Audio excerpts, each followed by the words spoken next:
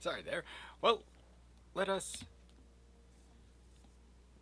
begin as soon as the capture. There we go. Hello, everyone, and welcome to the finale of the Manch the Mystic stream series. I've had a lot of fun playing this, and although it's not over yet, I'm sad to see it coming to an end. But emotions aside, we need to prepare to fight Moonlord, and a couple things are going to be needed for that. A few weapons that I need to gather, and I'm going to be fighting Moonlord without wings, because of course I'm going to do that. And with Moonlord being Moonlord, mobility is a big thing, especially considering last night I decided to stay up and practice to try and see what I could do. But annoyingly, the world I used to practice on, one, was a summoner / melee world. And two, I had stuff I don't have. So, to remedy that, I need something else. I need a different strategy. And a different strategy appeared. But, let me just get this out of the way now so that I don't forget. For those of you who are new, hello, I'm Morning Day You, a primarily gameplay streamer on Twitch, and I enjoy having specific challenges with my games. Like with The Witcher, I'm playing on the hardest difficulty from the get-go. For Terraria, it's class-locked challenges with a few extra little bonuses. And some other games just don't need a challenge, because why would I purposely make it incredibly hard for myself on something like, say, Dark Souls?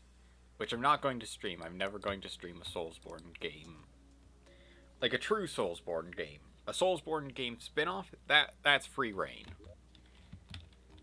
I could easily take care of that. Maybe. But, anyway. So, we have a lot of prep to get started. One of the biggest preps is going to be a couple of weapons. I'm going to need to farm Duke Fish Run a couple of times. I need the Razorblade Typhoon, and, well, pretty much that. I just need the Razorblade Typhoon. Do I have...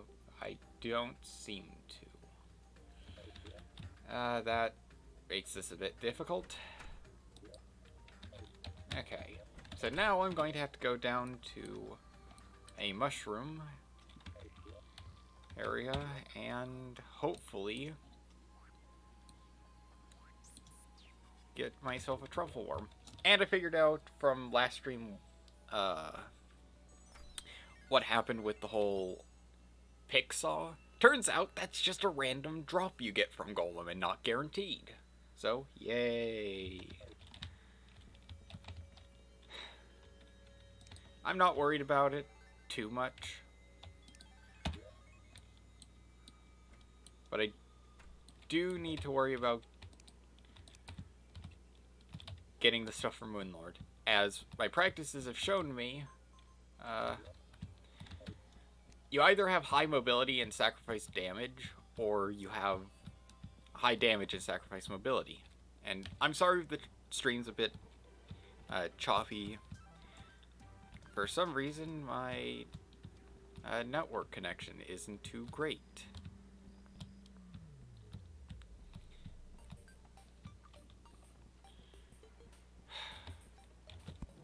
Okay, hold on a moment.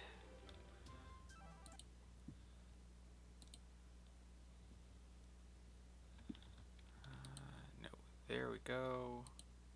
What am I on? Yeah, okay. Well, That hasn't given me any answers. Hopefully it was just a small rough patch. But,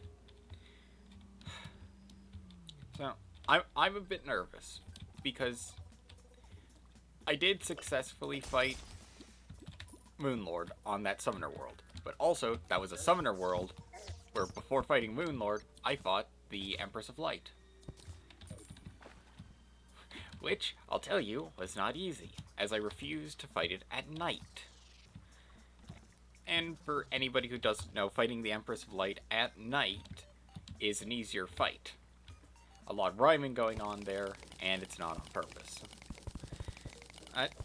If you fight the Empress of Light during the day, she's a lot harder, but at the same time, is guaranteed to give you a special weapon for summoners.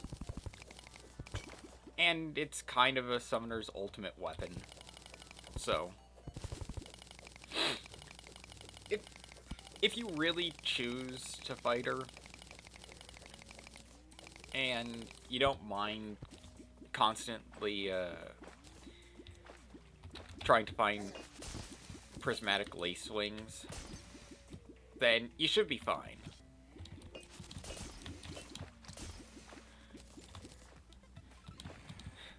But if you're any other class, you don't need to fight her during the day. Just don't make things too difficult for yourself. Okay. So what I'm doing right now is trying to set up an area where truffle worms can spawn. The more surface area you have that is underground blue mushroom biome, or underground mushroom biome, the more truffle worms you have a chance of getting. I debated whether or not to try and farm for a Rod of Discord, and decided, no, I am not. It's not worth it for me to farm that.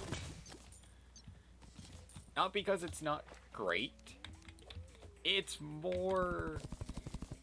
I don't think it would be entertaining to watch me sit in a box while tons of Chaos Elementals swarm it.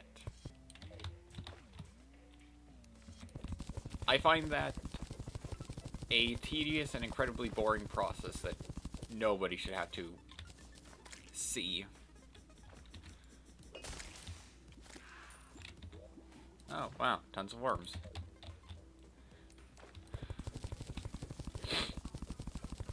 Oh, to talk a bit more about some of the prep work I've been doing as well. Firstly, I need to vent about this because, dear God, does it irritate me. When fighting the Empress of Light during the day, not sure about night, because I haven't fought it at night yet, enemies still spawn, and normally when a boss is active, enemies don't spawn. So, that's enjoying. You know, you go off, fight a boss, and think, oh yeah, every time I've fought a boss beforehand, I've not had to deal with enemies running into my path. Or at least with most of them. Not sure how many have the same thing as Empress of Light with the whole taking up spawn resources. But it's still irritating when you're flying around trying to fight it, dodge all of its attacks, and then suddenly, out of nowhere, a harpy stops you. Or a wyvern pops up, and now you're only attacking one of them. Well, the Empress just instantly annihilates you. Because, well, you were stopped for 2 seconds.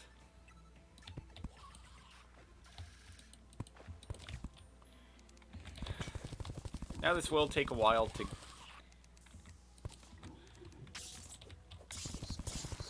properly spread the mushroom.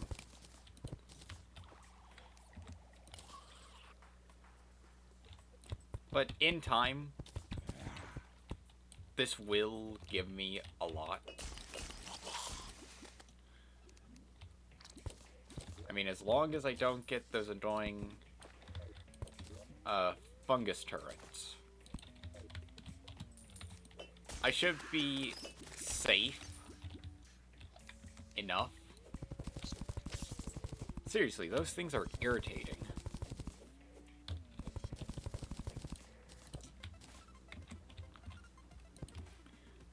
Okay. So, if I get enough of this done, I'm going to move on to the next stage of prep work because I have to wait for the mushroom grass to spread. So, main thing I'm going to set up is a minecart track. Oh. And I'm sorry if I sound a bit stuffy. Spring has finally hit where I live, and Spring and me have a love-hate relationship. I like Spring, it hates me. And it's mostly because there's a specific tree that triggers my pollen allergies worse than any other plant in existence.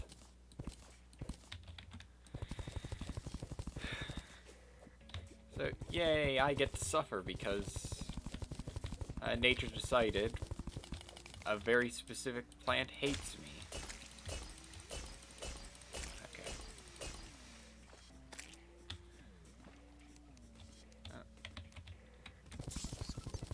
Need to quickly mine down and deal with that. Oh.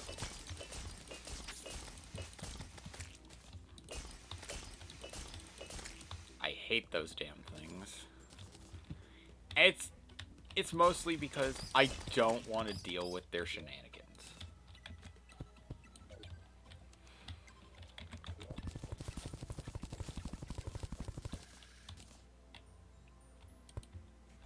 Okay. Anyway, to Moonlord prep, one of the biggest things that is going to help in this fight is the minecart track. It'll allow me to have high enough mobility to dodge most of his attacks without the need to use up accessories. Basically, I get the ability to have bonus damage as well as a high mobility from this. Especially since you can do the fight with a standard minecart that the game just default has you with. I mean, you could also, if you're playing expert mode, make yourself the mechanical minecart, and that'll help because, well, now you don't have to worry about your speed all that much. Actually, you should be able to easily outspeed Moonlord, so some of his attacks will be even easier to dodge, while others will be a pain.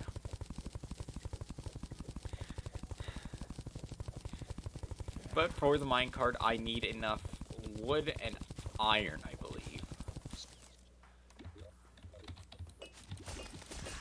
I haven't really played around with minecarts all that much, so my brain's not quite set up to think about how to make it work.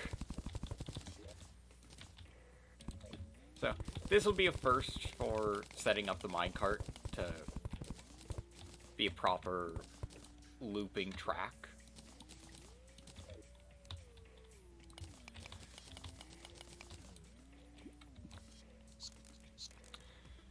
And another first as a mage to fight Moonlord, as I did succeed with the summoner to defeat Moonlord. So, slightly less dramatic, yay, I defeated Moonlord.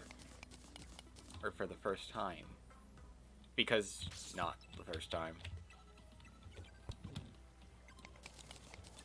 But hey, beating Moonlord as a mage for the first time is going to be exciting. Especially since mages have an easier time with Moonlord. Unless you decided that the health not the health regen, the health steal, the life steal. Brain's a bit slow today. But if you thought the life steal was nice, haha, Anybody who hasn't fought Moonlord, I'm very sorry to say this, but he can turn off your lifesteal. Yep. In doing research, I found that when the Moonlord shoots out the leeching tentacle, he lifesteals from you, but also, while you have the debuff from that active, your lifesteal is turned off. So you don't, well, I don't think it's completely turned off. You get a massive reduction in lifesteal ability, or just can't lifesteal for a certain amount of time. So, make of that what you will.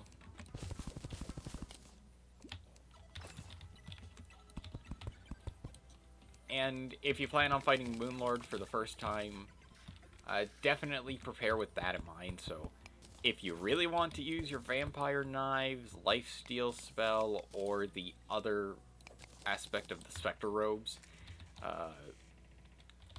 you're going to want the Nurse in your arena. I mean, it's nice since she can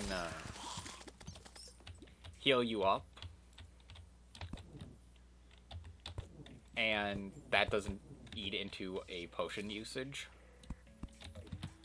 But another good reason is due to the fact that the Nurse can heal debuffs as well, including ones that aren't covered by the Ankh Shield or any other debuff prevention item.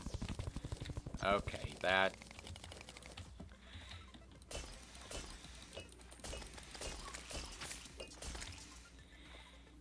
that's why I dislike those things. It's just, you're working in peace, and then suddenly you're attacked from below by mushrooms that can go through reality. So, to talk a bit about the prep work I have thought up for this, aside from just the whole, okay, I'm going to be using a minecart track as my main thing.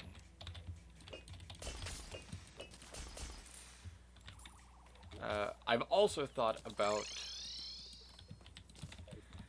one really big aspect.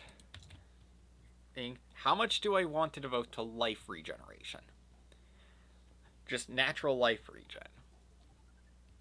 Answer, not a lot.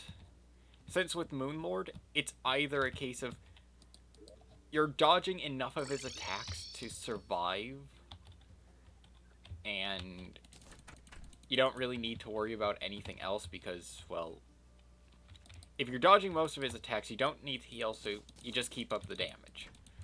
But if you aren't dodging his attacks well enough, you then have to worry about how much healing you'll have and how much damage you can stave off. In this case, with Moonlord, I have my Lucky Worm Scarf. Not gonna need that if the fight goes to plan. Ankh Shield, don't need that, because the only debuff he inflicts is something the Ankh Shield doesn't cover.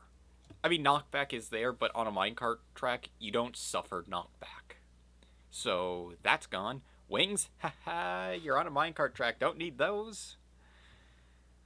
Mana Cloak, debate about using, because it will automatically give me a mana potion when I'm out of mana. Causes falling stars, stars regenerate mana. It's something I think is good enough. Celestial Emblem is a definite. That extra damage and pickup range for mana stars will help because we're going to constantly be moving, wearing Celestial Shell. If you have it and aren't wearing it during a boss fight, what's wrong with you? Sorry, but seriously, it's one of those, you have something amazing that increases your damage and defensive stats,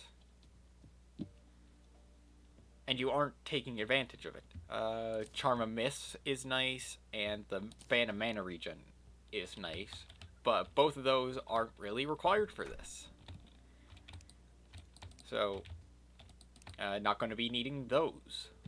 And although I keep them on as a way to have them, seriously, I don't need them. If I were to get a second Mage Emblem, I could put that on to increase my damage.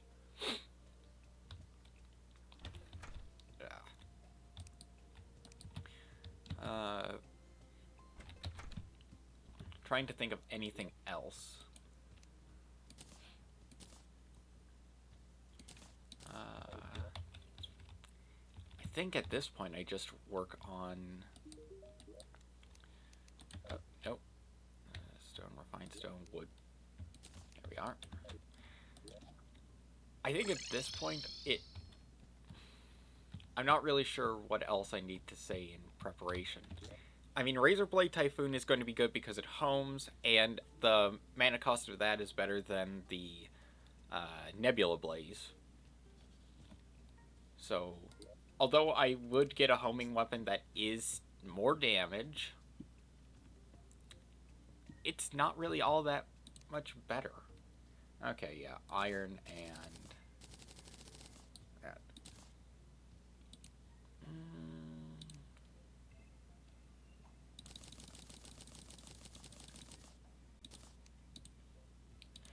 Okay. So, one more. And let's plan out where we're going to fight it.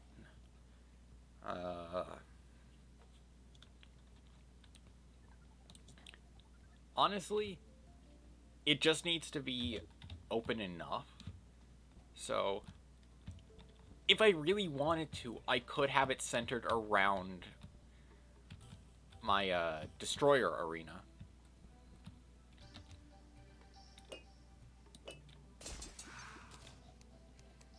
So, the difficulty comes with how far up do I need it to go?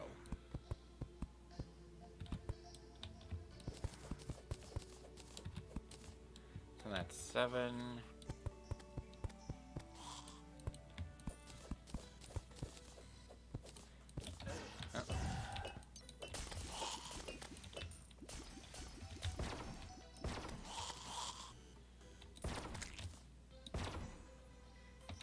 Okay, hopefully that'll keep me safe.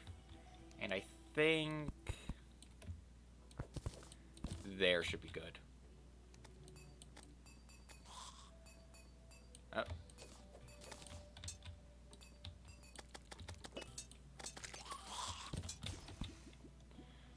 So now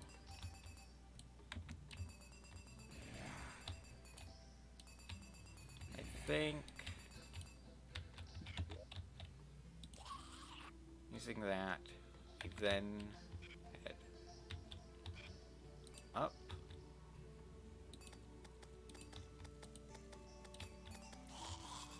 Oh. Okay, that's where we get a problem. Okay. So, that.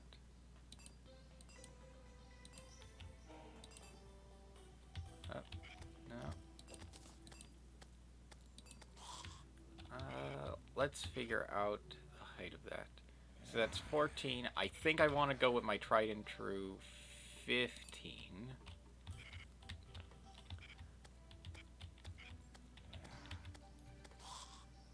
Okay. So that's that. Then hit up here. There. Oh, nope. Ah. This was always something I had trouble with in figuring out minecarts. That just sends me back down. So, how do I exactly... Probably that. Yep, probably that. Oh, nope. Yeah. Oh, God.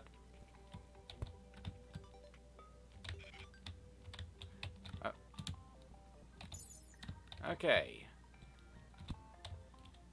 If I could not go careening off the side.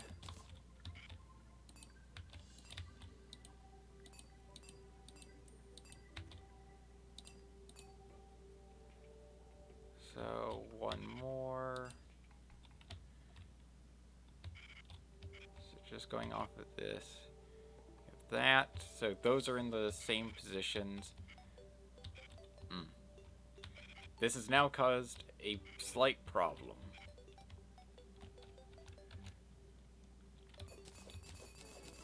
I needed to go up higher. So, I know what I need to do to get this to work a bit more. And if you're wondering what's happening with the whole sudden graying, graveyard mini biome is starting to appear by all of my deaths.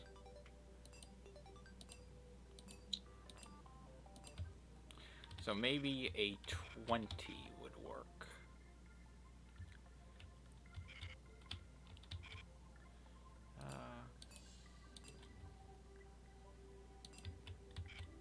I think 25 should be it. I'm trying to get an exact count so that then it's easy to replicate. 7 should be good enough for that. Get that set up. So, okay. Yep. Okay, so that, yep. I'm not sure if I should have that extend out anymore.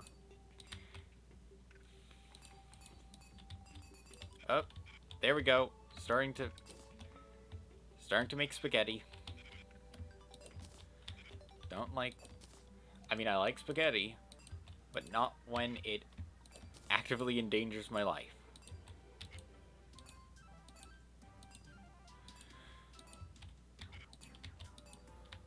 Okay, head up here, get a rough count.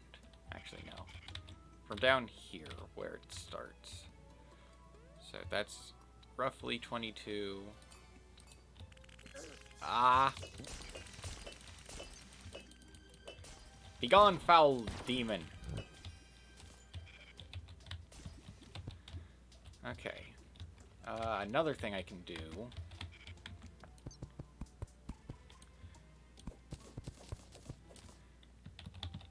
is improve my chances of getting this right by having that. Of course, I'll also have honey on this at convenient stops. Well, not really stops, just spots I could then go through and have honey. So that'll help with life regen, and day I get enhanced life regen, but night is slightly better because I think it's werewolf. Sorry. Yeah, I think werewolf gives you more life regen. It's just something that it's a 1 times bonus. It's a lesser bonus during the day than at the night for the Celestial Shell's health regen.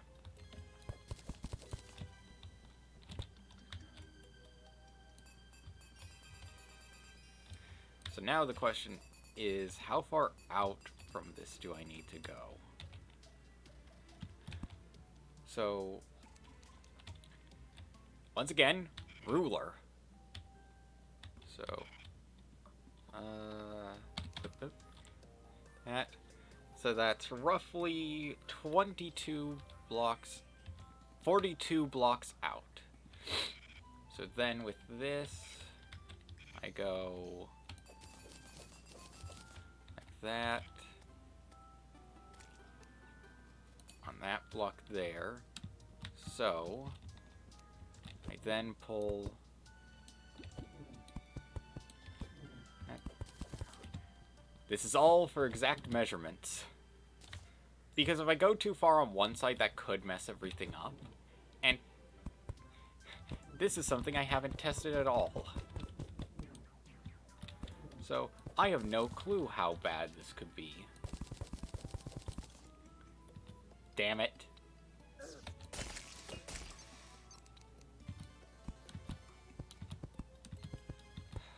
when building, be very careful with your materials. Okay.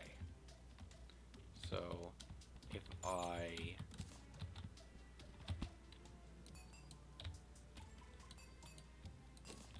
Oh.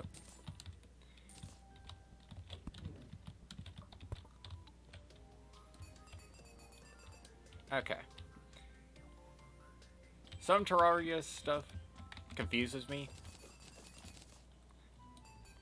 and I need to make doubly sure. Okay.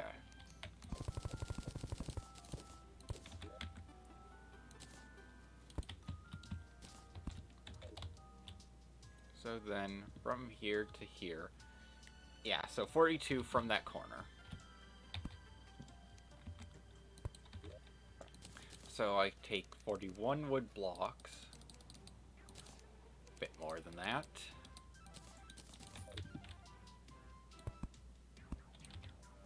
And I just take this out the full way. That'll be when I start going up. Then I go up 25 tiles.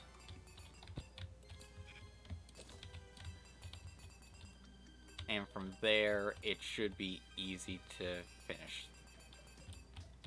So then that.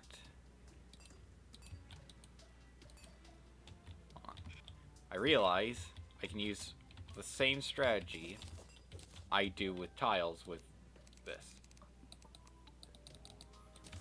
So 25, as long as I don't make a mistake with this, actually even if I make a mistake and have to mine one of these up, it won't be that bad.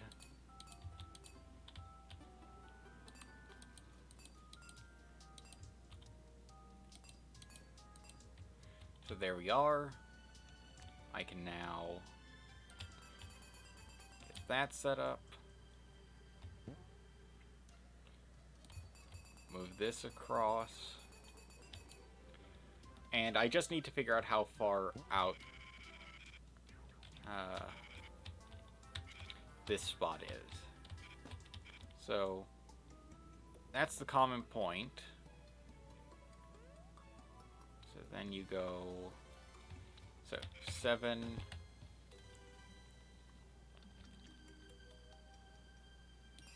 2, 3, 4, 5, 6, 7. Have one up from here. And here's how the system works. You go in one direction. If you go the opposite direction, you've hit a massive snag. Because it won't work. And that's because you can't... At least I don't believe you can change the minecart's directions with junctions. I could be wrong. This isn't my strong point. Minecarts and that. My strong point is more figuring out how class challenges work, and Summoner. Summoner is definitely my strongest point. I know tips with Summoners that make things quite easy for your life. Okay, so say we get up to top speed. Okay. Longer run-up is needed.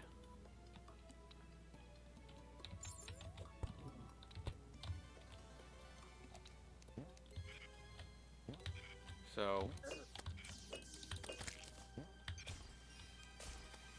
let's do 2, 3, 4. Okay, then. Just to the wind. So that's 15. If 15 is enough. Oh yeah, I need to remove this. Will only cause problems with the arena below. Just only having the minecarts up will make life a tiny bit easier. So, there. Yep. So there's a slight bit more with here. And yeah, that'll definitely work. So it is roughly... So 16 out. So I just add 9 to the left. 2, 1, 2, 3, 4, 5, 6, 7, 8, 9. Okay. Oh. It was there. I like having exact measurements for this. It makes things easy. So yeah.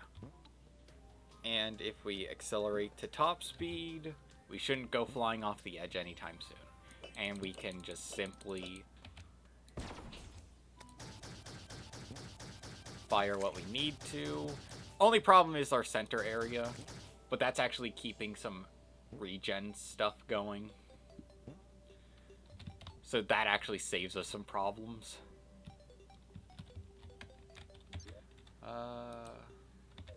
Ruler off. So I think main point I want to get set up next. I need honey.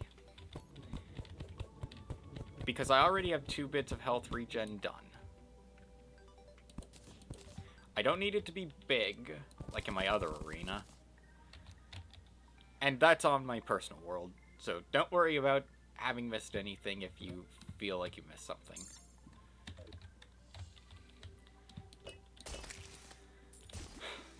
And the flask is nice, but it's not going to keep up with this. Specifically, Manch's arms won't be able to chuck the flask far enough.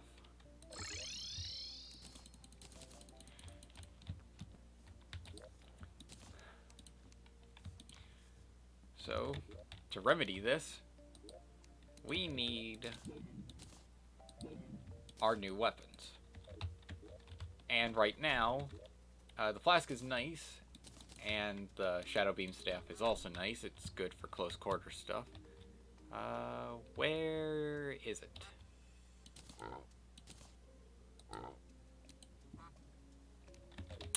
Now I'm starting to worry.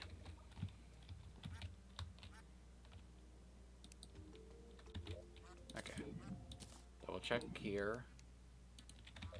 Not in there.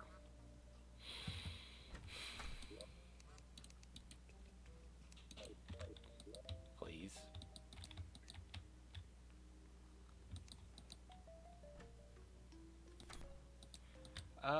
Well, my rainbow rod seems to have gone missing, and that's what I was going to have as a backup homing weapon. I mean, it could be that it's just in a chest somewhere, and I've just misplaced it horribly.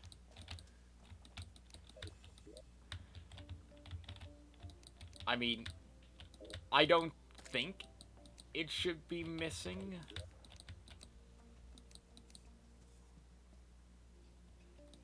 And yet, it seems to have gone missing, and that seriously frightens me.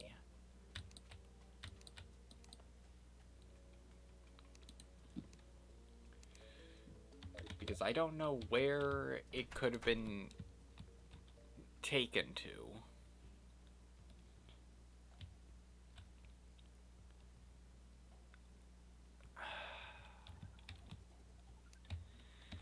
Well, if it is lost forever, then damn. I'm an idiot. It was at the end.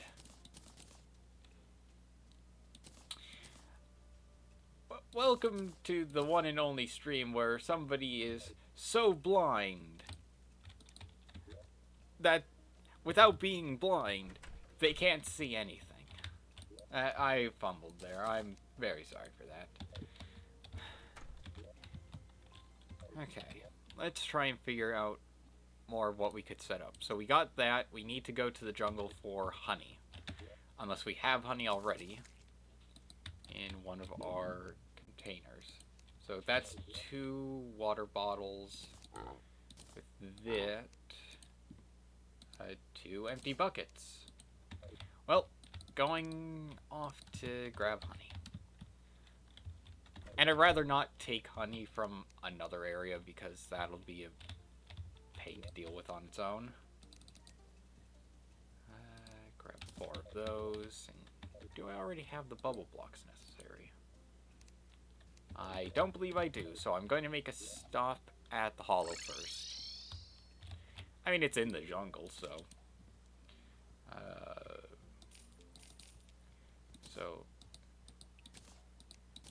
piecing this out.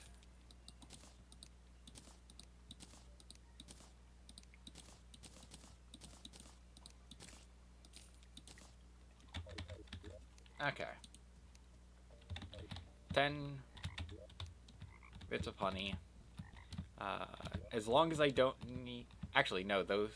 Considering those are super mana potions, those are the best I can get. So I definitely want to make more of those. I for some reason thought that those weren't the best. So yeah, I could nab honey from here, as well as bubble blocks, but I don't like to dismantle arenas if I can help it. Oh. Okay.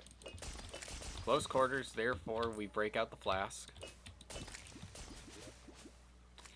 Of course the nearest hive is all the way to the right. Well, just take what you can get.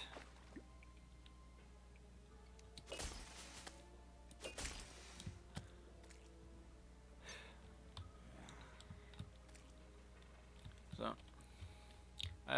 one of the other thoughts I had was fighting the golem a couple more times. Just for the opportunity of getting the pick saw. Because aside from maybe a few minor things, it looks like the pick saw isn't any better or worse than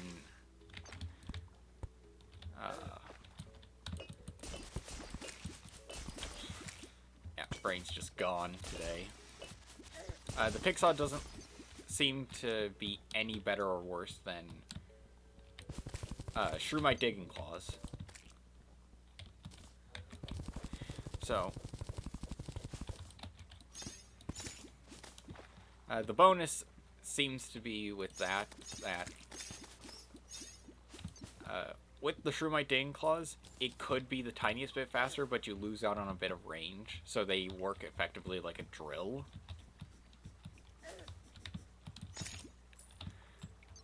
Whereas with the pick saw, you get that tiny bit of extra range. Not much range, but still something.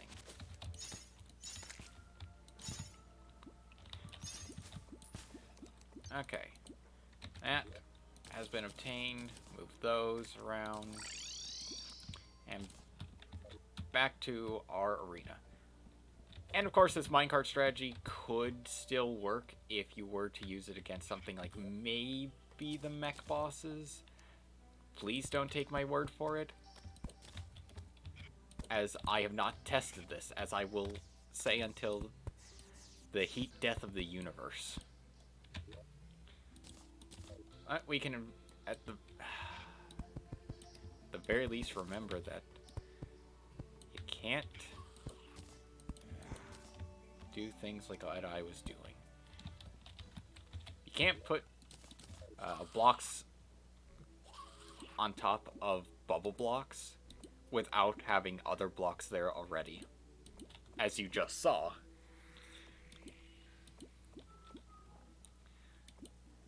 And this shouldn't impact our speed too much, if at all. And much like with our good friend Plantera, I will, of course, be slightly cheaty and use my weird item dupe glitch, which I figured out how it works. So, when duplicating items, your character will retain their inventory if you Alt F4 out of the game, but only if a specific condition is met. You're dead. When your character is dead, you can't access their inventory, and for whatever reason, the game can't either. So, using that knowledge to our advantage, we could duplicate items quite effectively. In fact, I have on my personal world. Multiple times on accident as well. Not going to do that here. I don't feel comfortable with it. At least duplicating items on purpose. Just kind of... It's one of those things that... I mean, yeah, I'll do it if I feel like I need to, but otherwise, I'd rather not. Let's... Did I put potions in the pig? Yeah. I kept potions in the pig because I was always worried I'd end up accidentally using them. But in this case... I have nothing to fear.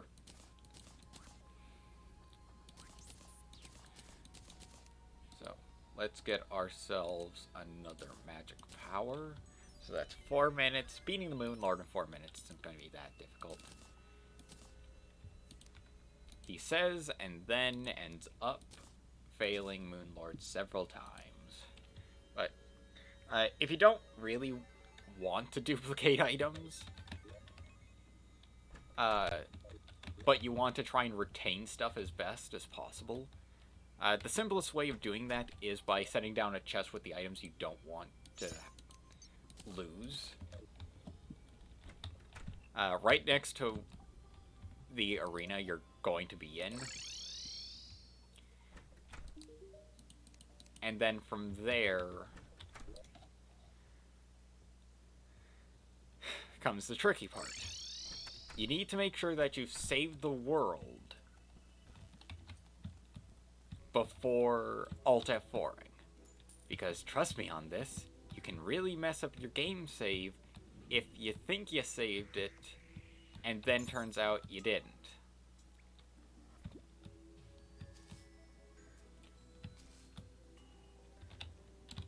It is one of the worst feelings to have when you think you're good because the backup happened.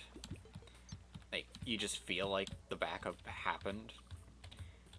And then when loading up the world, you find that you're way further back than you were before. So, if you do use this strategy to try and retain items, be very careful, make sure you have solid prep work. And I mostly do this to avoid long drawn out anything. If I can, I try and make it as entertaining as possible. And that means, personally, I try my best to give you guys as little grinding time as possible. Just let that drain away so that then it's not a problem. We'll say it gives me more water to fish in if I were to fish here again. Don't really need to, though. Okay, those are good. So now, how much mushroom biome we got? Well, already I feel like I should have put a peace candle down somewhere. If I can get more mushroom grass growing, that would help. Oh, there we go. We got one. Okay, that's one truffle worm. Now, if I were to fight Fish Run, I would not have too much of a problem with that. The only problem is, well, I say there wouldn't be too much of a problem with that, I mean fight-wise. Getting the items I want, I have to do my whole item retention strategy, as I'm going to call it. But you know what? Bugger it, I'm going to do that. So, how to do morning's item retention strategy. Very simply, plop chest down, wait for a world to back up, or if you don't like waiting,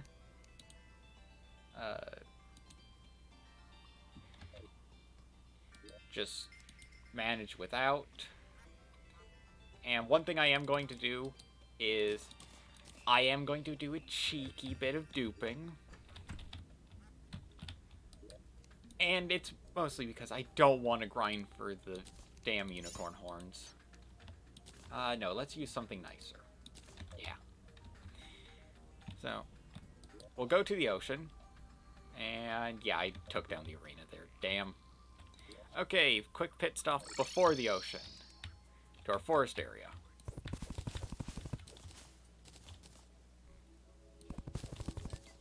Nope. No. There we are.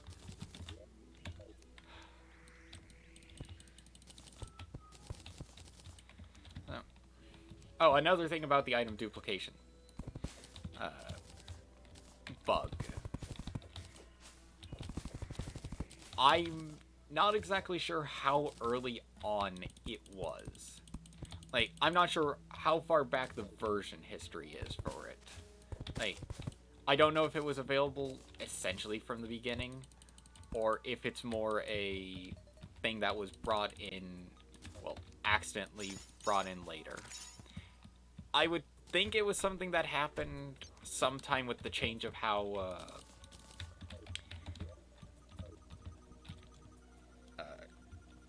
character death was updated.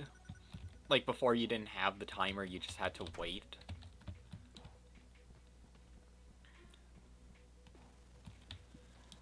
So, not exactly sure when the item duplication thing was around. I use it for item retention rather than duplication. For duplication, there is another step that I forgot to say. And it's the fact that it will never work with a single item unless in a specific situation. So, in the case of, like, my potions, I call it a retention method, even though it's still technically duplicating them. So, with one item, you can't use that item at all.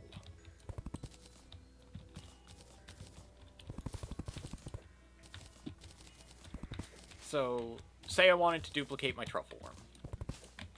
If I want to duplicate it, I can't use it. And also my character needs to be dead. So,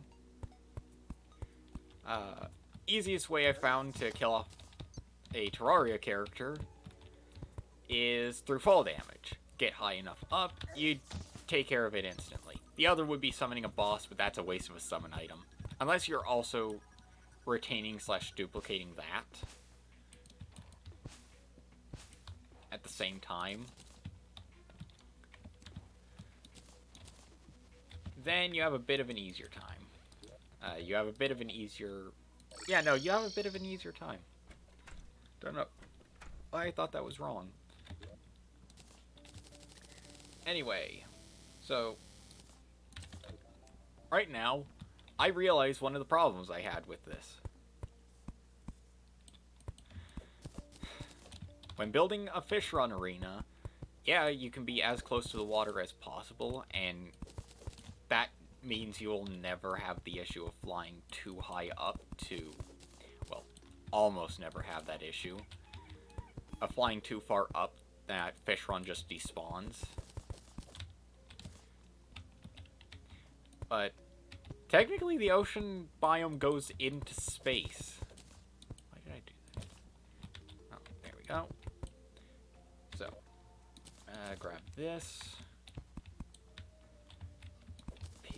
that back. And now I split this into... let's go with 50, I think, was the number. So, there's a certain number of tiles you can be away from things like campfires and heart lanterns. So for this, I'm going to make an arena that pushes that to the exact boundary. And I'm not going to make too big of an arena, I'm just going to make something that focuses on one. And having it in the center means you do have more room to move. But I'm going to have it at the bottom, since that means I have room to move up, and if I go too far up, I have the same problem. Okay. So, I just need to head back to base to deposit some things. Grab the platforms back. And make ourselves a heart lantern, as well as a star in a bottle. I then grab one of the campfires we have. Oh, I didn't need to make a heart lantern. It doesn't matter. Where's the food chest? Animals while hanging. Okay, at the end. Let's grab our coffee. Food buffs help a lot, so you should always try and get medium or major improvements from them. Miners, I think they all pretty much do the same thing, it's just dependent on how long you want the buff to last. So, with this, I don't need an exact measurement because I have some other form of measurement to go with.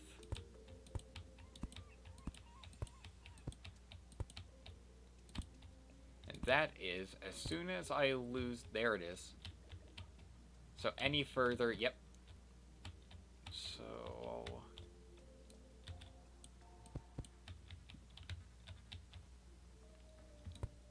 let's just have that one in, and then I follow the top. And this is how I build a fishron arena. Now, before I tried to get away with a single line of asphalt,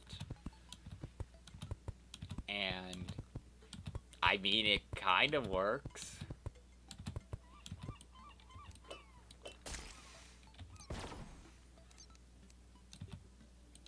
Oh. Okay. So, unlike with the sides,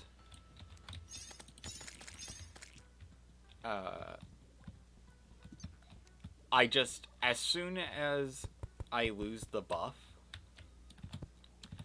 from the lowest furniture buff, I then immediately stop, drop one down at basically the first tile I get the buff back. And that just tells me, hey, this is the area I'm allowed to be in.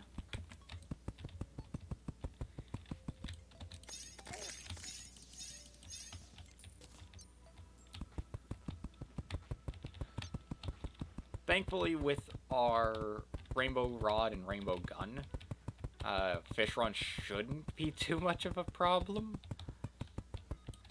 The biggest problem comes from, do you have the ability to target him? And fighting him outside the ocean enrages him, so you don't want to fight him outside the ocean.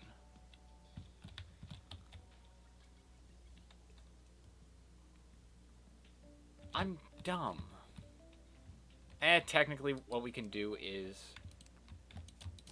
any container counts. So place one of each of our potions in here. I got that.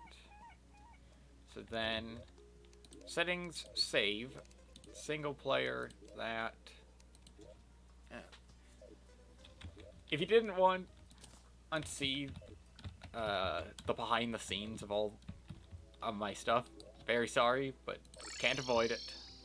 You probably saw it if you watched the Terraria stream as well. Oh, that. I have a bunch of characters prepped. So. Oh. Let's get this underway with the first boss of the day. Okay.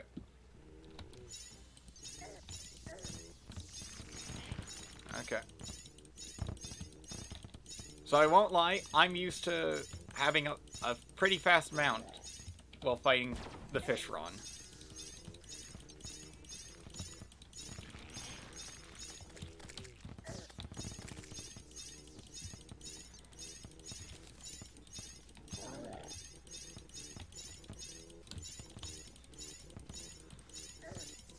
Just keep damage up.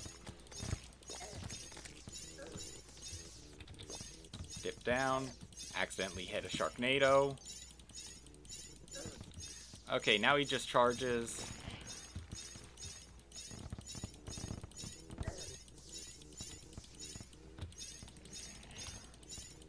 If I get the fish run mount, that would be nice. Or... oh god. So yeah, if the capture went dark there, that's me alt F4ing out of the game to preserve my items. Since death happened, items were retained. Much like with how the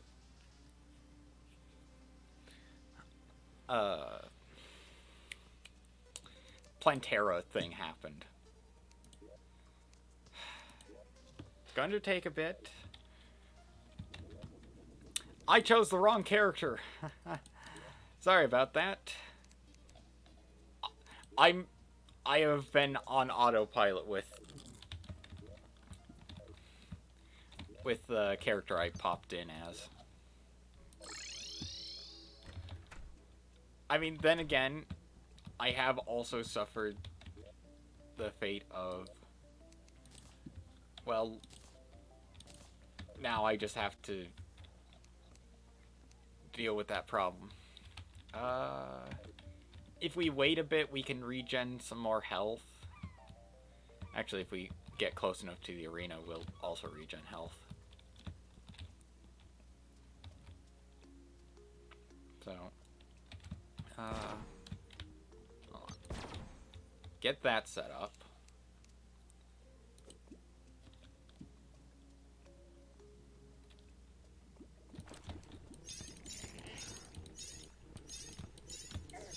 Okay. Starting to feel the lack of mobility here. This one I might have to sacrifice something for bonus mobility.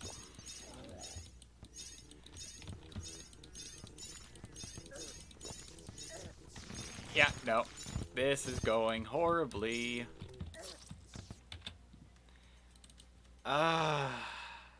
This is why you shouldn't have to pick between mobility and damage. If I had enough damage, I wouldn't need higher mobility. But if I don't have enough damage, I need mobility to be able to dodge.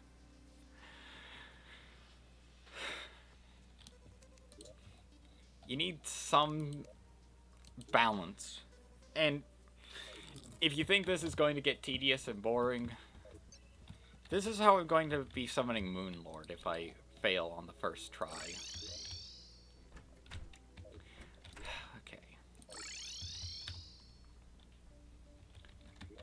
If I have I I could sacrifice my worm scarf for a tiny bit of extra mobility with my lightning shoes. Mostly because...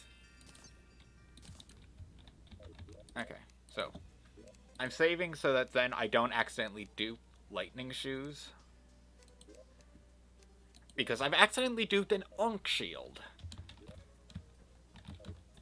As I forget, oh yeah, I need to save before doing this, otherwise things happen and people might get outraged at the fact that, oh, you just duped an item on when you were meant to be retaining them.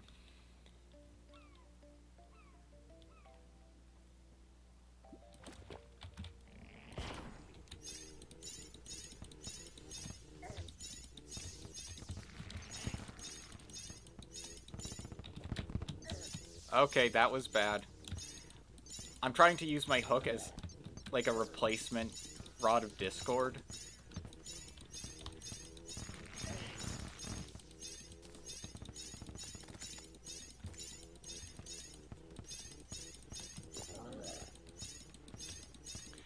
And it's not too good at that.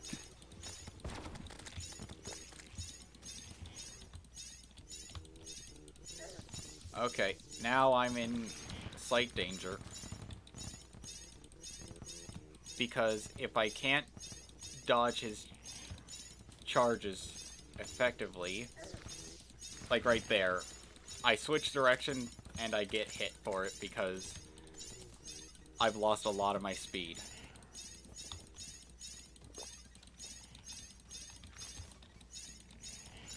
Oh. How long off of a heal?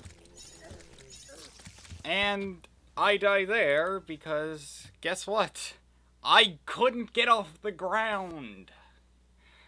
It's like using the fish rod mount all over again.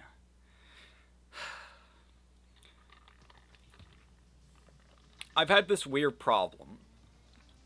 And I think it's that I'm ending up holding space as I land. And thus, I then don't immediately shoot off flying. So, I end up getting hit.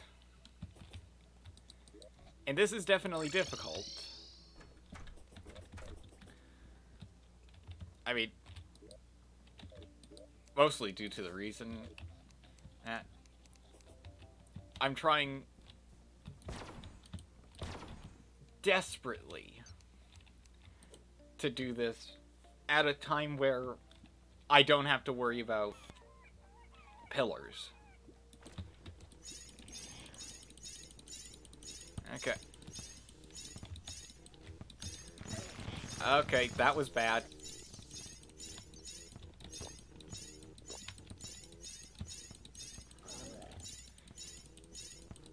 If I had something like the laser machine gun, that would probably be good since I wouldn't need to individually click so much. Slow down at the apex. You're faster falling. I could take the roof off of the arena, but that's there for some extra evasive abilities, like if I need to suddenly hook.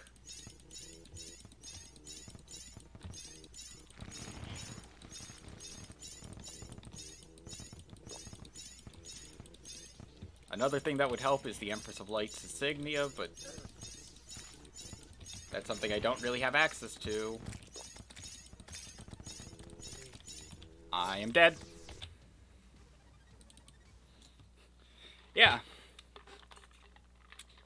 Forget Moonlord, this is the final boss at this point.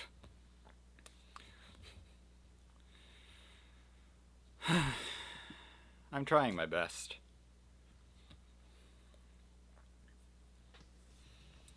I am definitely trying my best. I need something that I can just have going constantly. And that's not something easy to find. Because it's like, okay, I hold, that follows cursor. I hold, nothing happens. I hold, fire's on. I mean, I am taking a bunch of damage. I could sacrifice the Ankh shield for the damage reduction, but I think that's a stupid idea. Especially since the damage reduction does help. But I don't want to be pinballed to death. And that's exactly what would happen. So.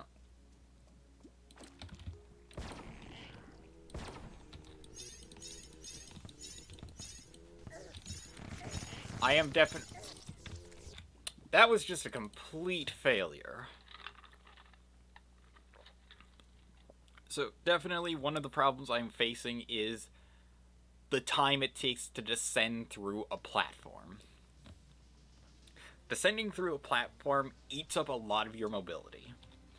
You have movement speed. If I could, I would just have large holes in the platforms to supply some sort of drop point.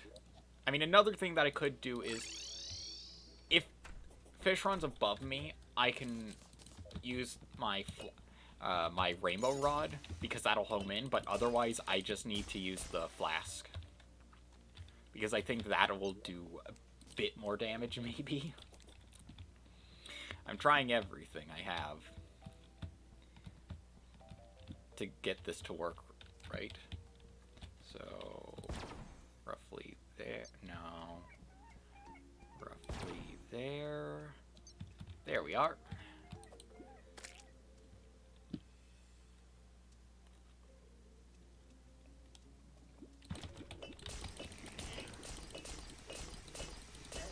Okay. I need to fight a vertical fight. I don't understand why platforms have that whole low descent thing. I don't believe that was always the case.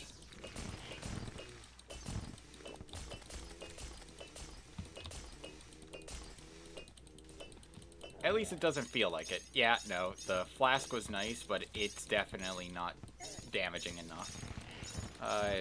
If I got Master Ninja's gear, that would be helpful, because I could then gain a massive boost of speed when dodging horizontally. Vertically is still a problem, but is something I can manage.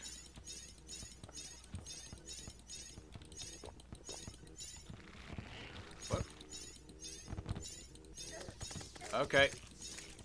Forgot flight time was a thing. Oh, I am in a bad way. Get too high up and you are effectively dead as well. Because space starts to mess with your mobility just as much. Yep, there it is. I need that extra tiny bit of speed to the right or left. Changing directions always eats up a lot of your speed.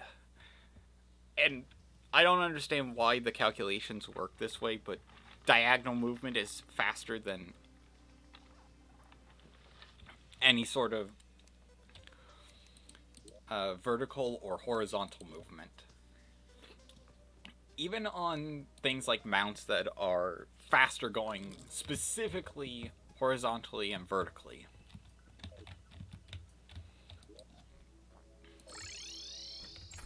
And since I don't have a flying mount, I'm kind of stuck. I could try for the UFO.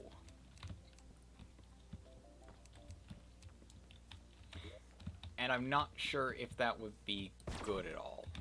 And I think I accidentally duped items a couple of times. Yeah, I probably ended up in a situation where one of my deaths was fast enough that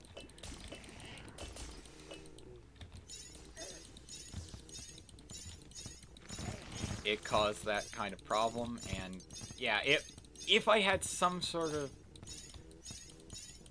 piercing weapon that homed, I could definitely do a lot more. Up through the Sharknado. Doesn't help that I didn't have buffs on.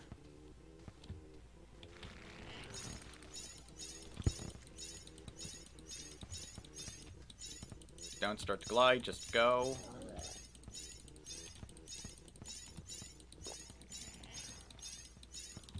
Okay. Okay, why was all my movement stopped?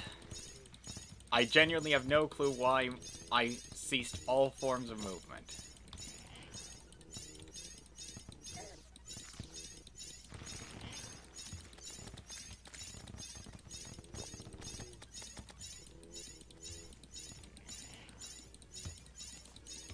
Okay, I could see that as like a Sharknado attack, just decided, hey, I'm gonna eat up where you're going to. Okay.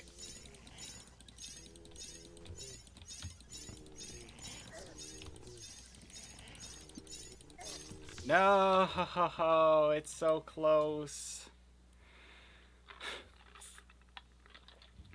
Seriously, homing attacks are nice, but if you don't have the ability to just rapid fire them during this, they end up causing you pain. And I know this all too well from the whole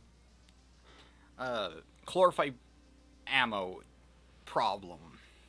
Because they home in, but because their homing properties lead them to a single enemy and then have the bonus of, hey, if you go too far out of range, you suddenly have no projectile.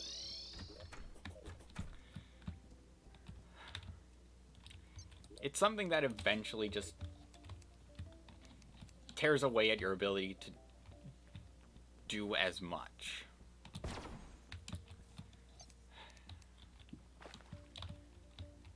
I think if I were to remove, like, the bounds of the arena, I'd probably be fine.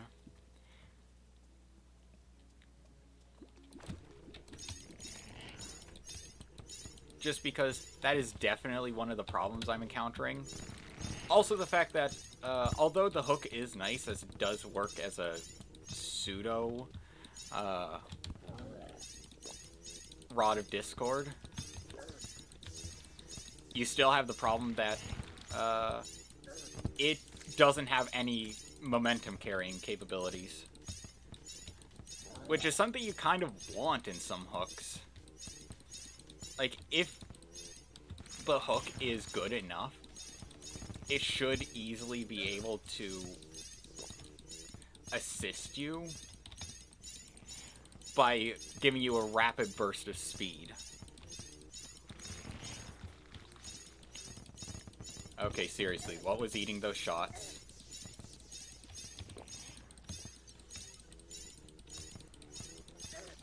Is it a Sharknado? Is it something else? I mean, this is a failed attempt. Yep, there it was. And I thought Empress of Light's attacks were slightly tough. And I mean, they are. They are, definitely. And Empress of Light is designed to be a boss you can learn to dodge perfectly. The difficulty with Fishron, at least for me, seems to stem from my terrible flight time. Well, not really terrible flight time. I'd have to guess it's more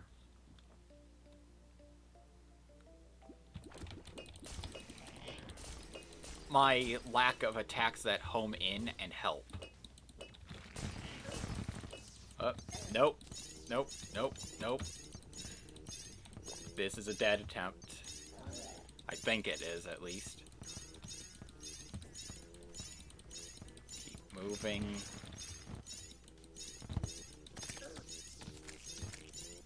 Yeah, if I start gliding, I'm in a similar situation as if I'm just stood still.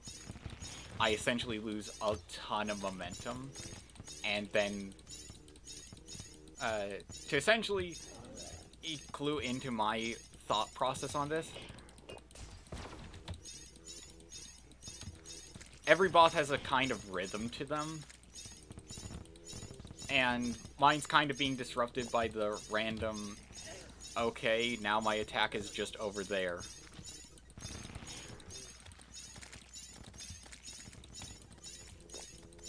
And I dislike that.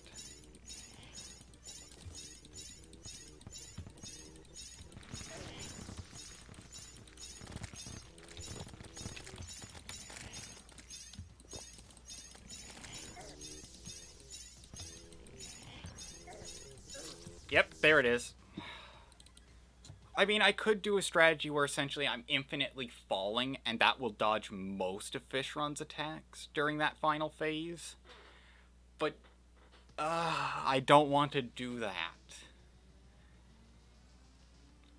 Not because it's cheating, just because I don't want to spend more time doing prep work.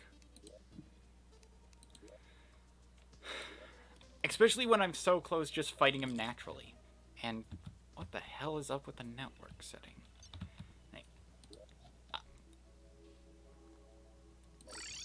There's a large amount of dropped frames, and that worries me that the stream quality is just terrible. No. There we are. So, if I can... Okay. Well. There we go.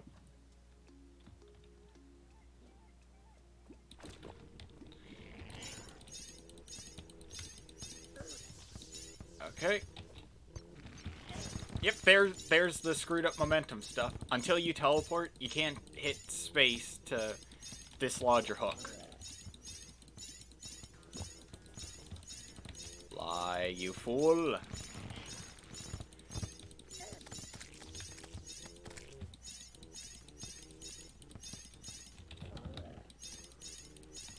It's great to regain some ability of movement, but it's not the end-all be-all here.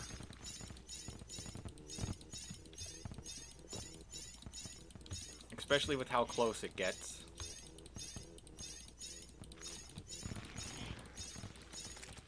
I have noticed that a lot of my attacks haven't really been eaten.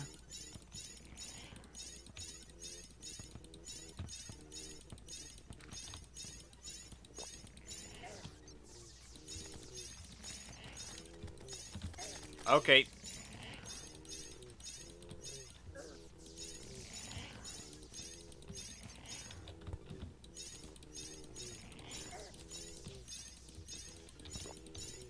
This is it.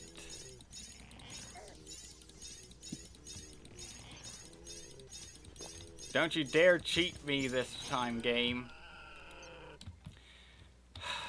Worst part? Yep.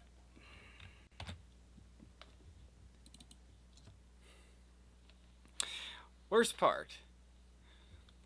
If it's not the Razor Blade Typhoon, I have to reset.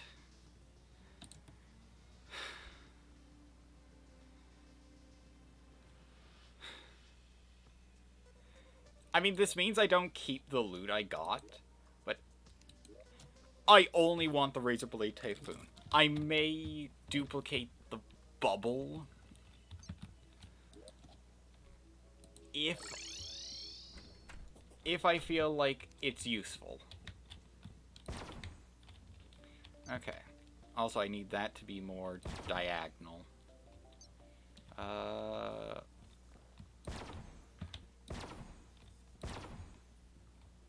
Trying to get it to where... That should be good enough.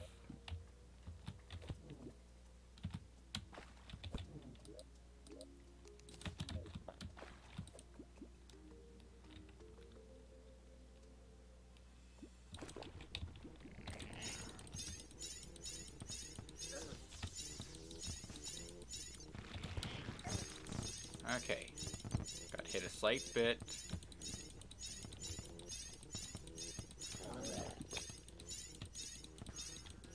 Just keep clicking.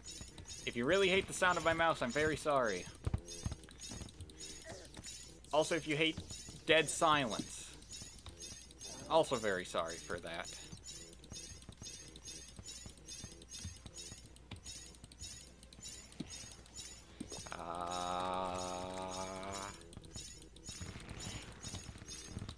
A lot of falling or rising helps, since Fishron tries to stay horizontally to you.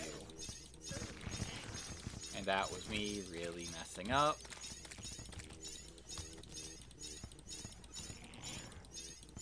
If he is below you, you really do need that extra...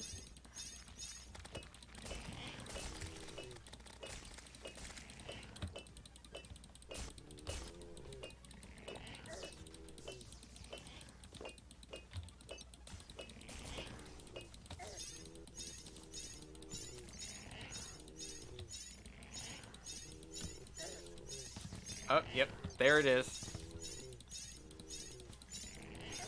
Yep. So, my failure there was worrying about the arena with the Sharknadoes filling it. And I then end up going outside the arena pretty far. Then have the equal worry of, oh no, I'm out of the arena, so I don't know how far out of the ocean biome I am. If I'm outside of the ocean biome and he enrages in this state, well, that's going to be bad. And it is... Actually, I don't think it's that bad. Because at that point, he's technically enraged. So I think he more or so just is a... I just realized I didn't grab the stuff. I may switch out this hook, because that could be part of my trouble. Like, the sudden loss of momentum.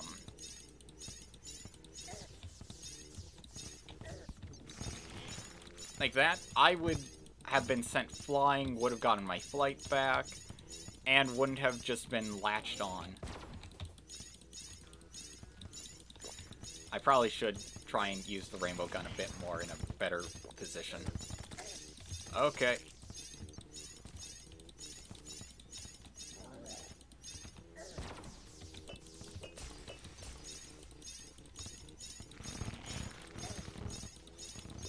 Yeah, I think this is a dead one as well. Yep. He changed into his second phase when I was far away.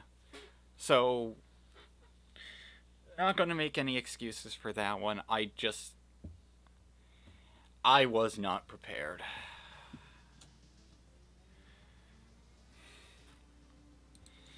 Well,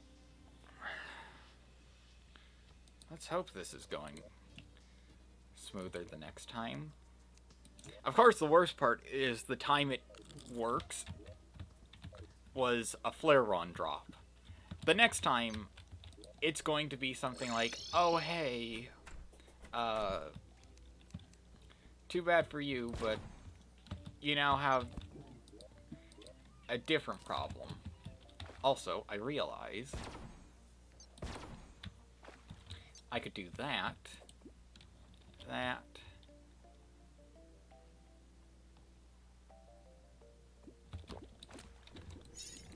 Okay, slightly got a bit befuddled there. I just need to learn how to use the hook to my advantage. Not there. I tried to be smart and use it essentially as a Rod of Discord. And got penalized for it.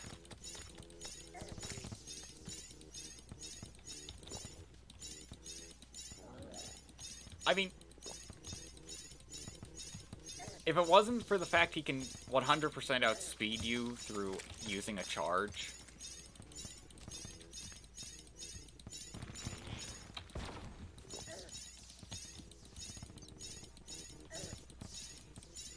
Need to drop sooner.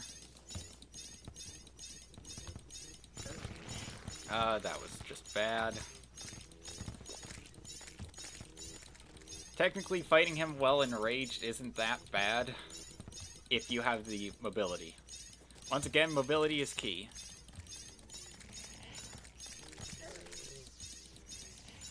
Rising and falling motions are what will keep you safe here. And that was me deciding, hey, what if I just fly in a single spot going up and down? And then I realized, oh yeah, gravity exists, therefore, once you reach the apex of your flight arc, and you stop flying, and thus stop applying force, you now have force in one direction, and another force that's constant, pulling you in the opposite direction. Therefore, you slow down a lot. Okay. Where? Tools. Hook. Save and exit, so that then I don't duplicate dual hooks.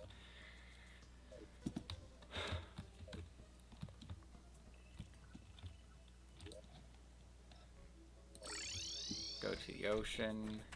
This done actually quickly. Desert? Yeah, desert. I'm headed to the... I'm in the desert. Oh, I finally got frequent flyer. Huh. Yeah, I barely used the nurse to heal, so... Not too surprised that it took outrageously long to get.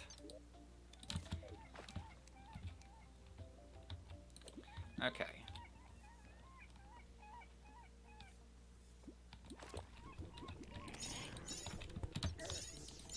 Okay.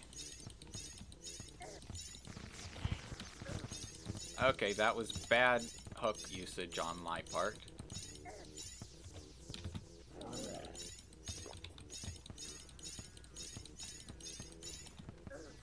Oh, come on.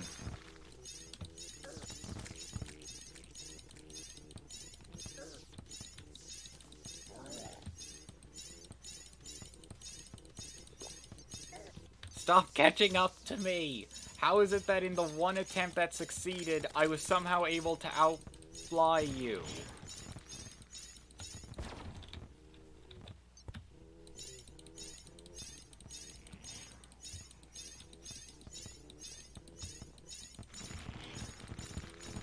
Oh, cool. Blood Moon. That was bad of me.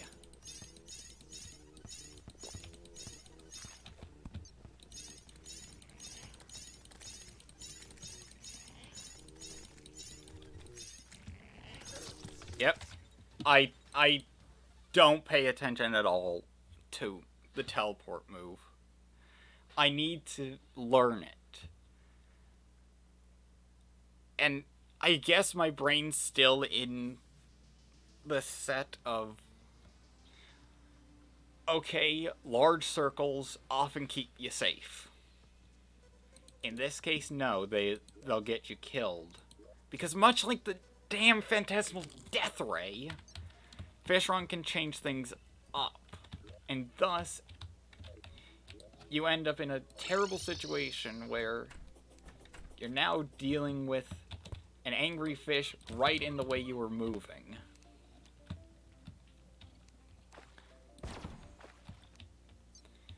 Good enough.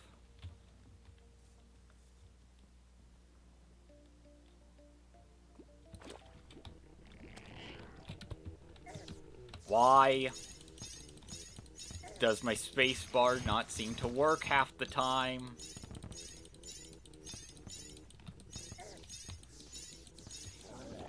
Sudden change in momentum, loss of flight time.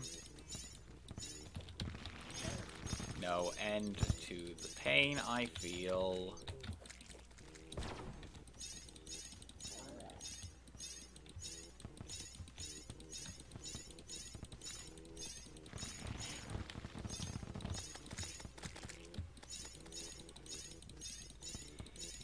If I'm being very silent, I really don't want to fail. This is going to happen during Moonlord a couple of times. Okay, that was bad. That was just bad focus on my part. Oh, on the edge of the arena as well? You jerk.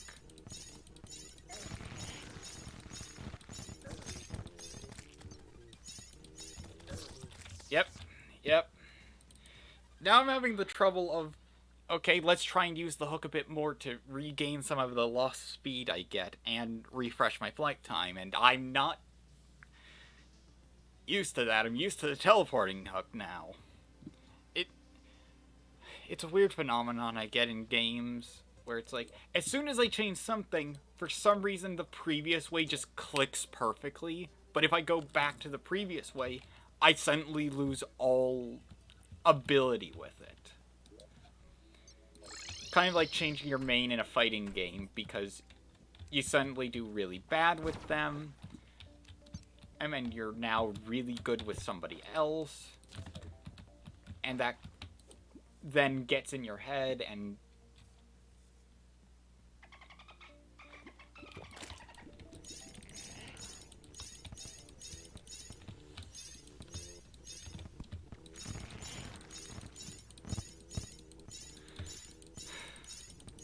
it's just something I need to deal with.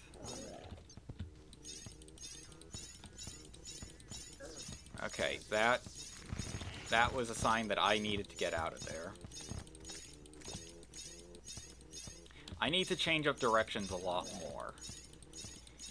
Basically, if I can hold off on using my heal for as long as I can, then I should be a lot better off.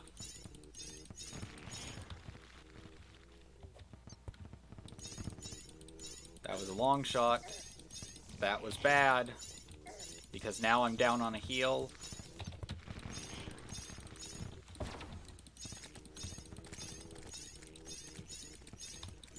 And we're getting to that next phase, and I don't have my heal ready for it, so if I'm hit at all, I'm dead. As I said, I'm dead!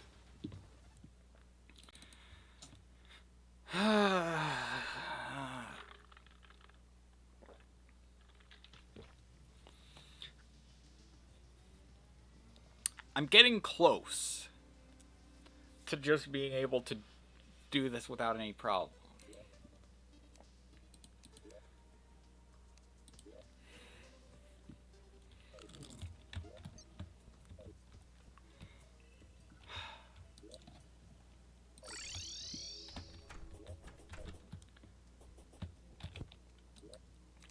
Okay, loot.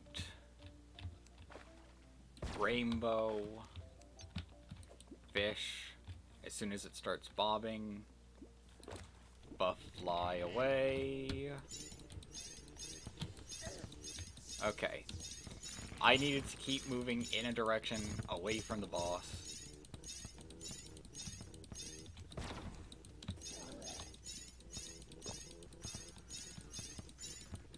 I need to get some sort of rhythm back. Definitely use the rainbow gun a lot more. Once it's gone, get the next one going. Keep any passive damage alive. Okay.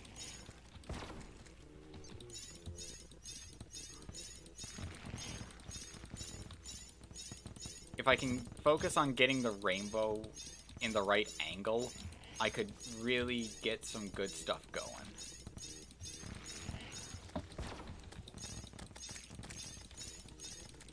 Like right there.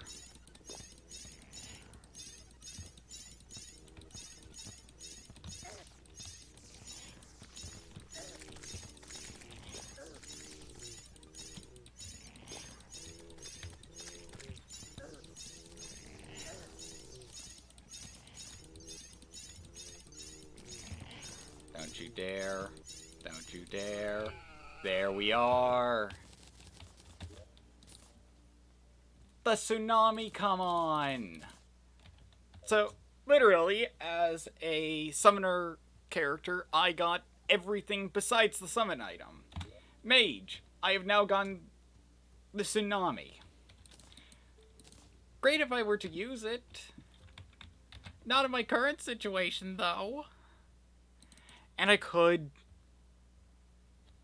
duplicate item retention, whatever you want to call it, the truffle. That way, then, on my next attempt, because I think it starts raining as soon as the fight begins. Maybe, I don't know. I never really paid attention to the background. I could get that extra mobility I need and an infinite flight mount. It also doesn't hurt that it's raining from the get-go.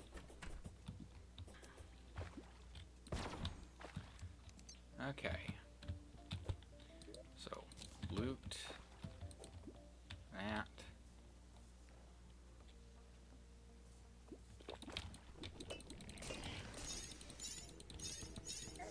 Okay. Reach the apex sooner than I would like.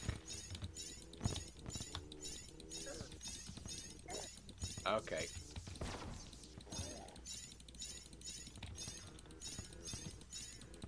Change directions more often during first phase, second phase.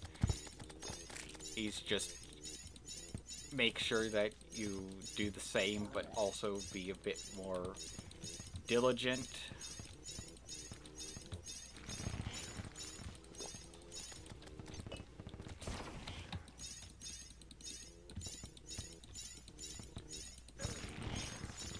That was not diligent.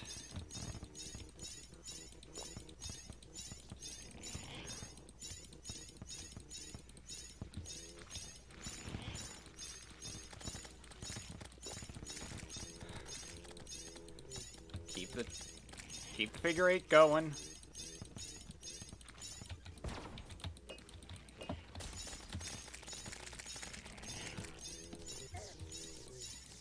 Did he change up direction on me there? Don't you dare take this from me. Ah, damn it! I keep getting caught on the teleport in front of you. I can't change direction because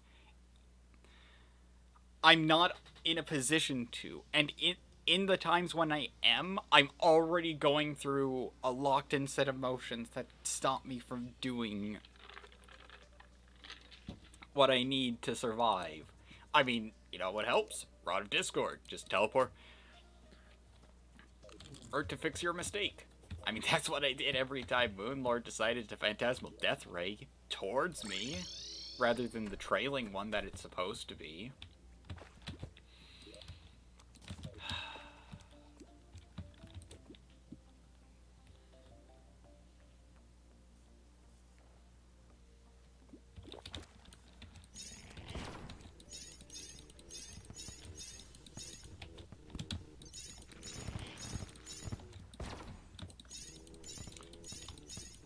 Get a rainbow roughly in the center of the arena.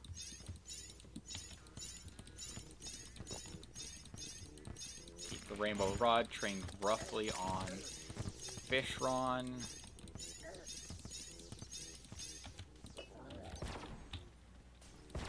Nope. There we are.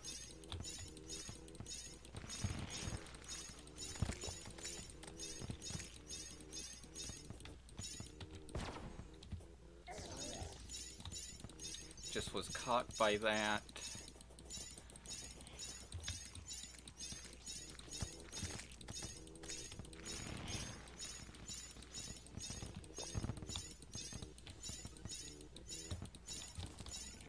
I'm at least getting some mana back from things like the Sharknadoes.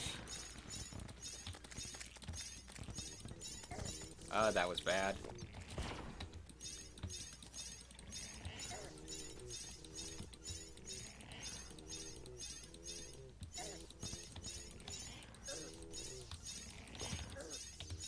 Okay. Yep. I don't know what I could do to fix the problems I'm having. I need something to finally click that it's not at all an impossible task to dodge. I mean, if I have to, I could end up switching hooks in the middle of the fight. And that would cause its own set of problems. But if I'm close enough to a platform, then I have a chance.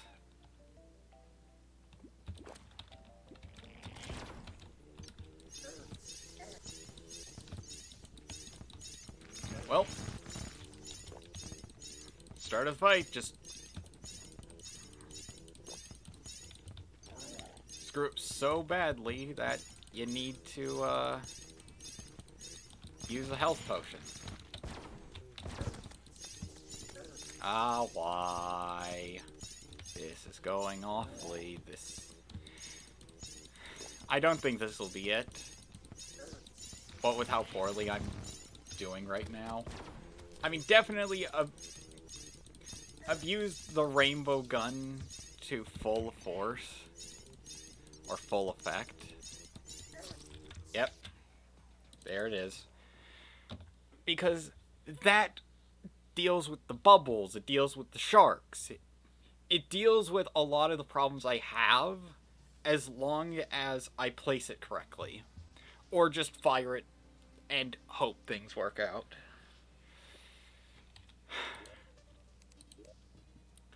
In working on this, I'm doing my best.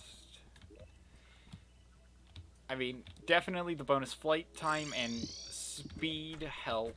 I could remember to go to the damn nurse.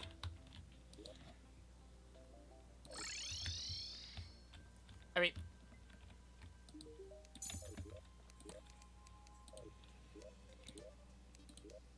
if that's just locked in my health at full from the start, then yeah, no, do that. I don't remember why my health was so low in popping in originally. I mean, unless my health... Actually, it's probably my health being retained as a death.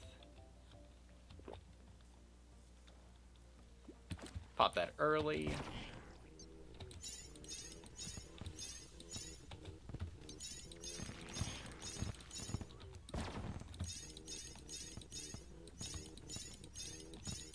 Okay.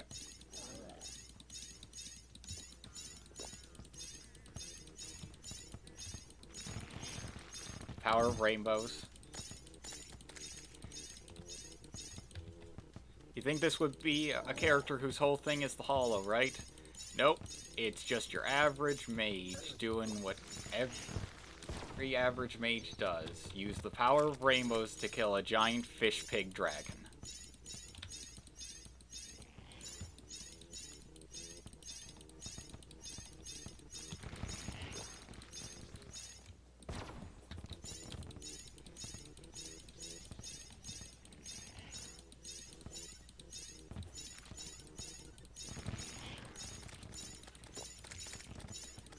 Thought about it, hope I don't jinx it just by thinking about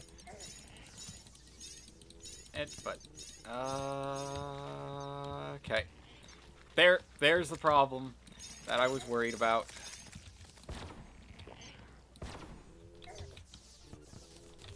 No.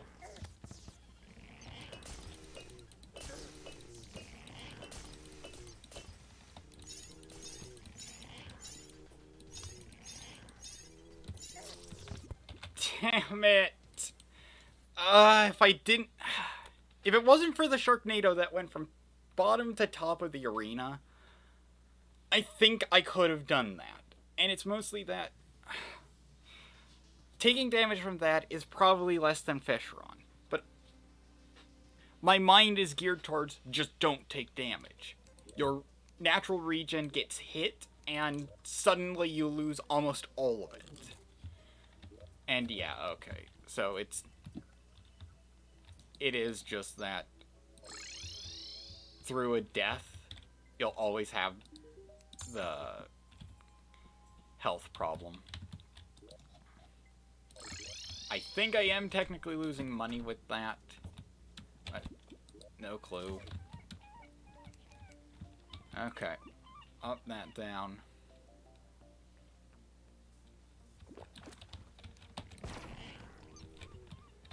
Okay, just do a bit of fancy footwork. Rainbow 2.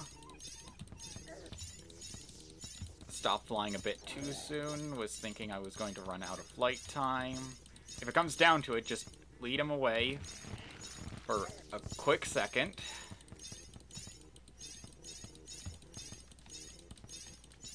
If I need to dodge, there is an available out.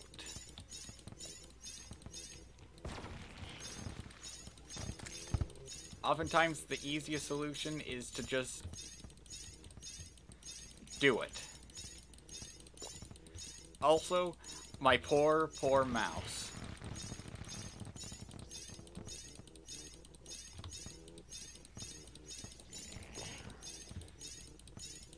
A long runway definitely helps. And this is terrible. I don't have a health potion going into final phase. And once again, my problem spawns from moving the same damn direction as him.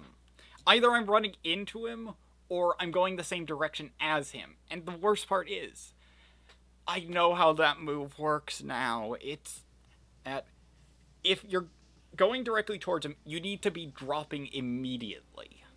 So I guess I could use the slime mount for a quick dodge down.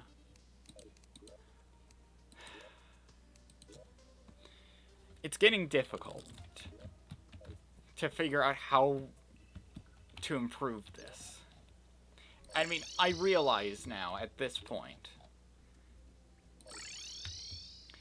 one of the things that I could do is, as soon as I win, I don't open the bag. I just do item retention for the bag. And then I open multiple different incarnations until eventually I get exactly what I want.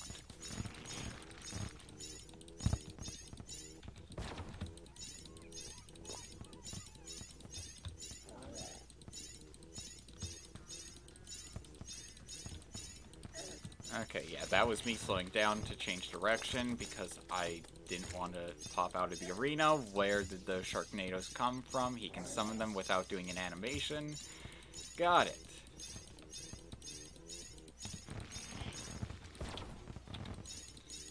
That was a terrible rainbow placement. That's a bit better.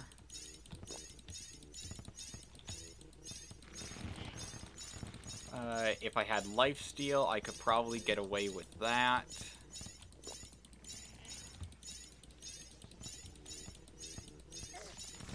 That was a bad hit.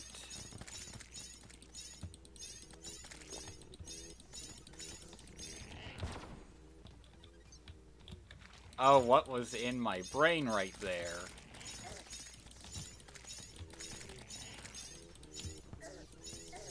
Oh, forgot multiple charges.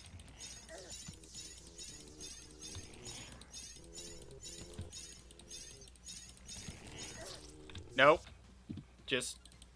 Nope. As I figured... Even though I figured it out, my brain hasn't processed it and transmitted that into muscle memory. For dodging it. A lot of the other stuff is now just... How long do I hold? And during that fight, I did something incredibly stupid, which a lot of you probably saw. And that was I just kept holding space to glide, because in my mind, I thought I still had a tiny bit of flight time, and I guess I locked up. That's all I can think of. I probably locked up, and as such, my hands just, well, my left hand specifically, just didn't want to function.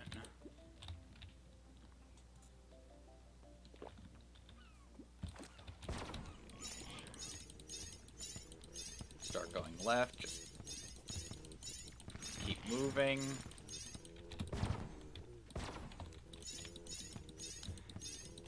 You gotta do a lot of different movement here. I mean, I'm trying to do a figure 8 to keep things roughly doable. And if I end up taking damage from something, I'm going to try and use that to my advantage in some way. I mean, if I was really determined, I would grab something like,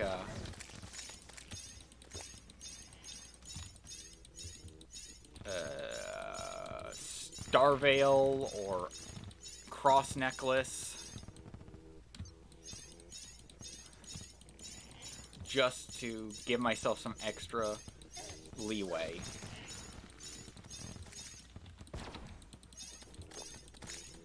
Come on. Tell me that was a tight rainbow. Relatively speaking, probably. Okay. Heal. Deal with what I can. Okay.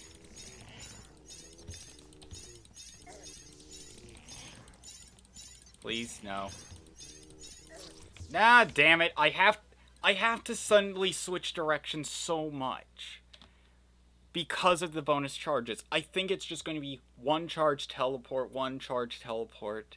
But no, it's more akin to 1, then 2, 3, so on until it resets.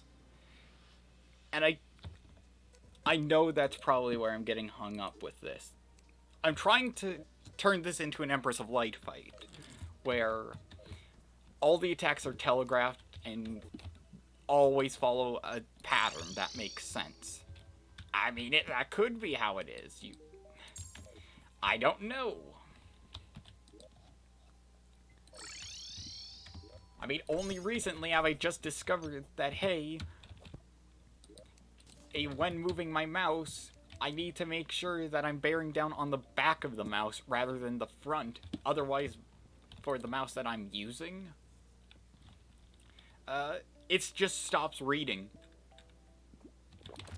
Like, the mouse just decides, hey, I'm gonna stop being a mouse now and just be a fancy paperweight. 3, that was just all around stupid.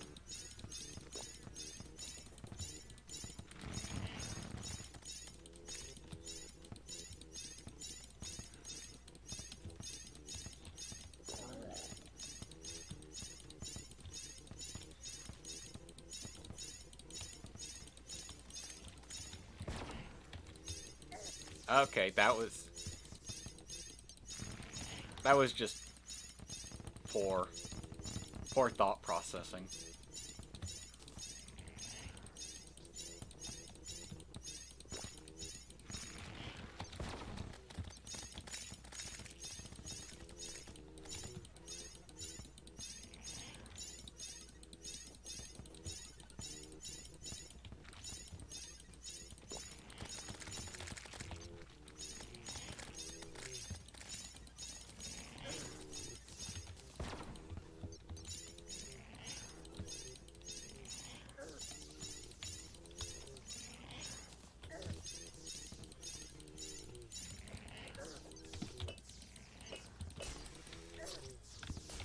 I fumbled there completely.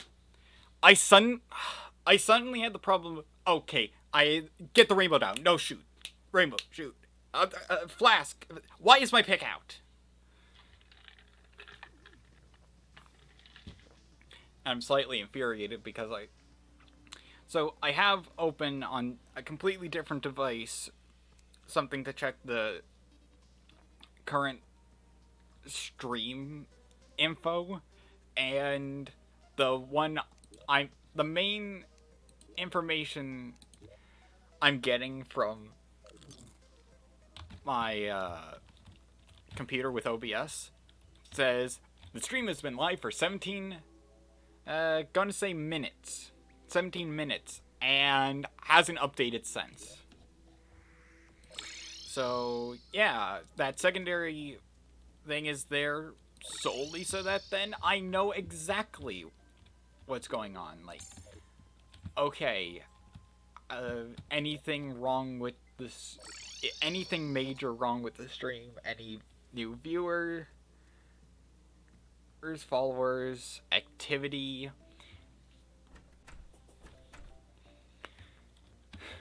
I mean,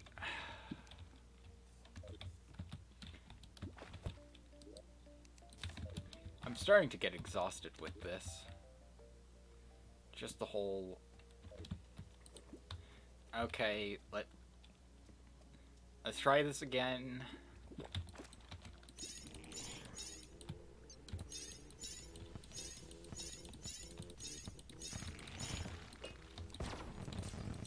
And I think it's that I want the rainbow gun to be on 2. And it's not. So, up. I completely focused on my inventory there rather than the fight, so... That was probably some sort of Terraria player faux pas I just committed. Like, some major sin. Like, oh hey, middle of the boss fight, don't manage inventory. Do you want to die?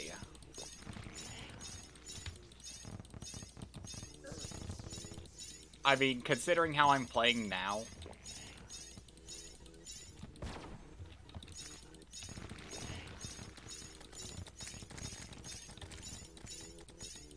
I'm pretty sure the answer to that is pretty self-explanatory right now. What with my seemingly impossible to get through challenge of, oh hey,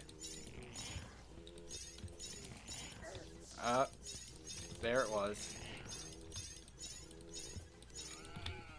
I finally figured out movement. Okay. We head back to the main spot.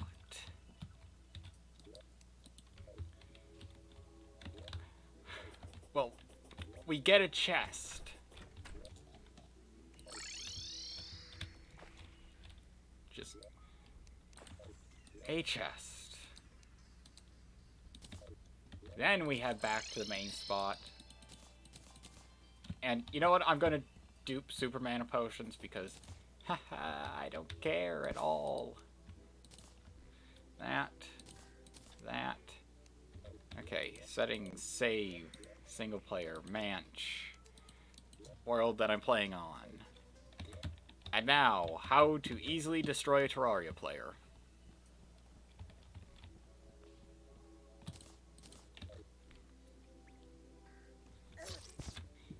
Alt F4 out the game. And voila, now you have duplicated items. I mean, in this case, I didn't take anything out, so that was all in vain. But I like to make sure that it's set up properly. So, forcibly closing the game without saving the world.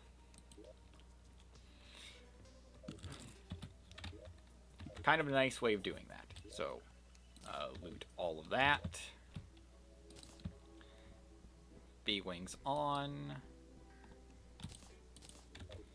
And death. So yeah, welcome to the dupe portion of this. So that then I can have enough mana potions to fire my weapons endlessly. And now I can just open the bag, see what I get. If I like it, I keep. If I don't like it, wrong world.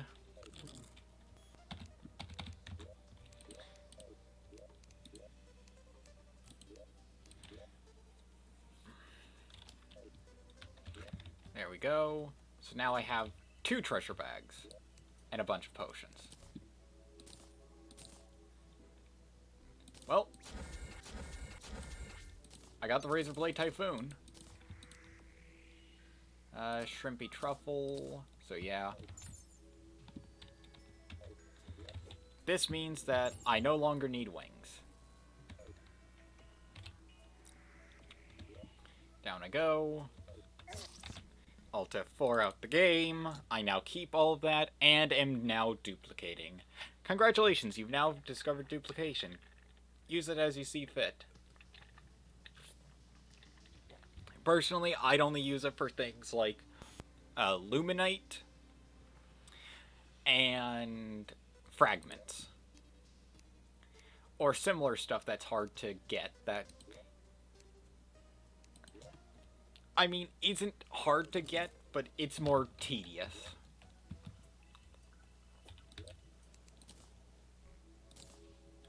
Tsunami. Cool. Up we go. Down we go. Alt F4. Open up game. The only downside is you have to wait to reload the game. And sorry for any odd pauses in the middle of speech. That's me taking a sip of my pomegranate juice on the side. Kind of need it because why does spring have to come with so much pain for me? And it is just I have a massive pollen allergy. Another Razor Blade Typhoon.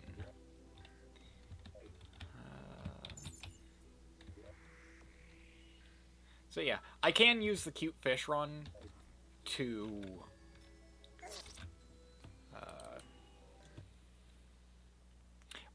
sorry. My brain is all out of it today, both with it being the finale, excuse me, and the late night plus allergies. I'm basically sick right now. Is what I'm getting at.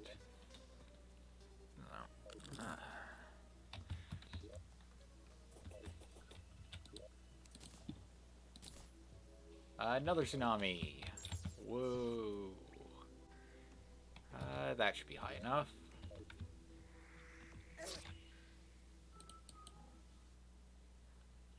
And yeah, I'm keeping the treasure that I opened just because, well, I can sell it to pay for the reforging costs.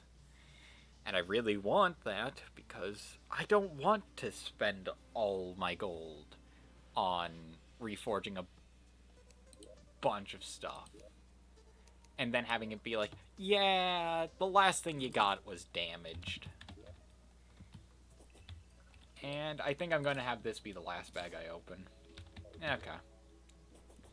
That's acceptable. So now, my main speedy form of transportation will be my mount. So, let's just head up. Place into the magic. The damage Razor Blade Typhoon, in the range, the Tsunami, the melee is the Flare-On. Keep 1 Fish-Ron mount counted. Restock that. Oh. I forgot to close the door. And that is our Rainbow Rod done for.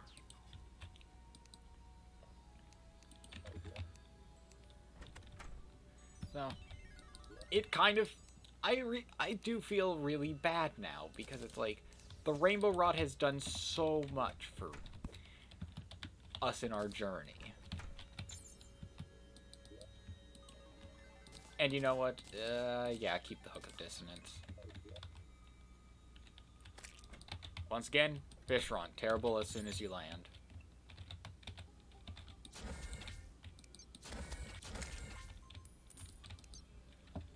So, let us sell all the extra. So that's good. Platinum. So 6 platinum. Probably not going to be enough.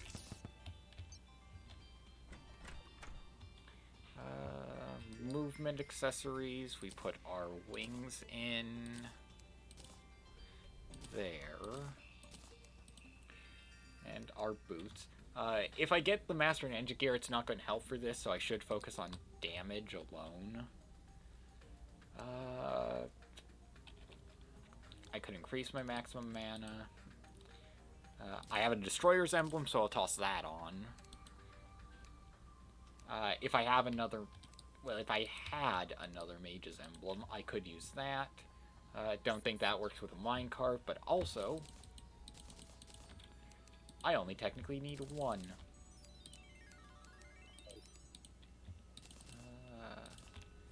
So, selling a bunch of stuff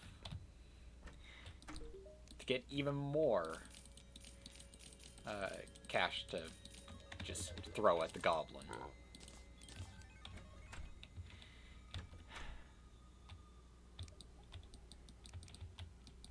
Well, that's the other thing. I'm no longer immune to fall damage. So I have to be very careful.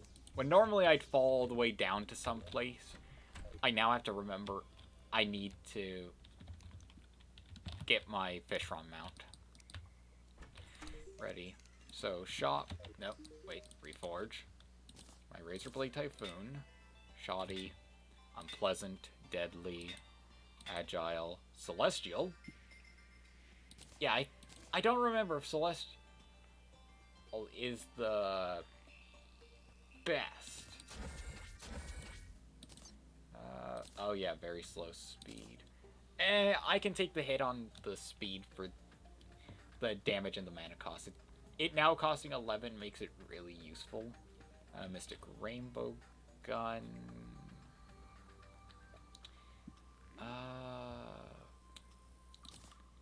Nah, just keep going until I get the right one. There we are, Mystic. So 11 still same damage, but much better because now I don't have as much of a slowdown on using it.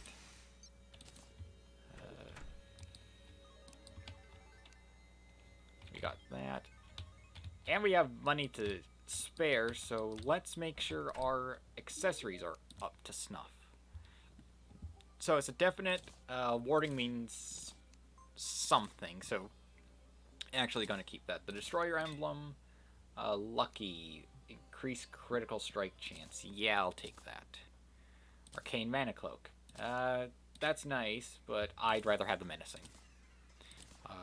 Hard Celestial Emblem, nah. Intrepid, no. Wild, no. Lucky. That's 39 right now, and now that's 43. So 43% chance to crit. I think that's actually a really good setup. Then we have our Ankh Shield and Lucky Worm Necklace, so we'd probably drop some crit. Menacing... No, going full glass cannon here. I want... Menacing or Lucky on this.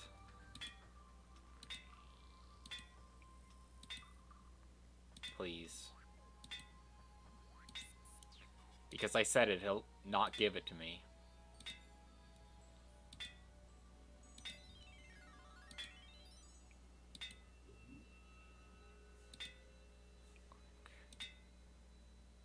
Okay, Jagged it is.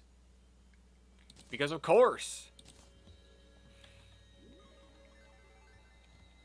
So I dropped defense a fair bit. I mean, already. That's going to take away 4 of my defense, so... 163 damage. I mean, with the Razorblade Typhoon, I should be able to take on I should be able to take on the pillars without too much fear. I'm going to keep the Rainbow Rod in here until I can do something more with it. Don't need that moonstone in there. The chicken nugget is medium, so I'll take it out. And I will get the moonstone situated away in our health and mana section. So, I'm going to save and exit because I'm worried about anything that could go wrong.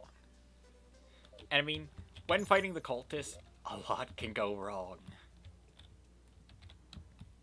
I mean, right now, our fish rod mount is going to cause some problem.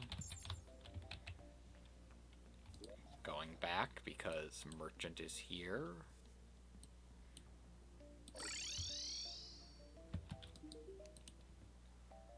Of course, when not a melee character, that shows up.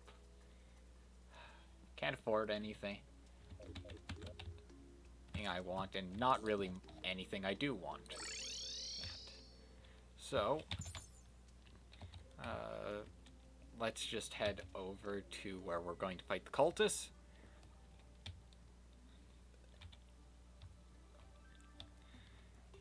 That's something I have to deal with now. Without the normal flight, I have to rely on my mount for mobility. Which I'm okay with. I enjoy that. But at the same time,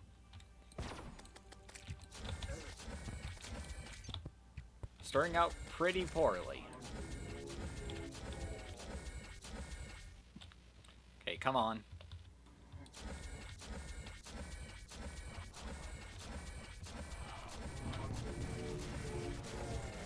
Oh my goodness, I'm actually dodging his attacks.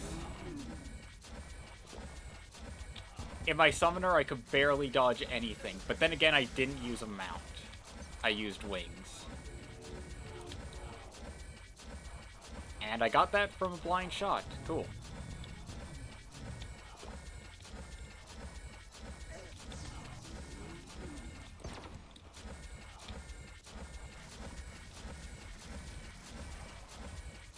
Just do nice, tight circles.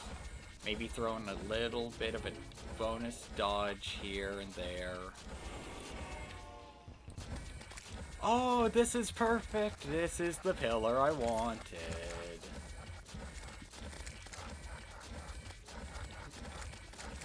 I need to find out where it is exactly, though.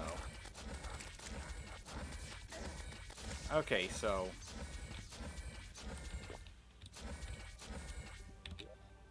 to the right. Going in!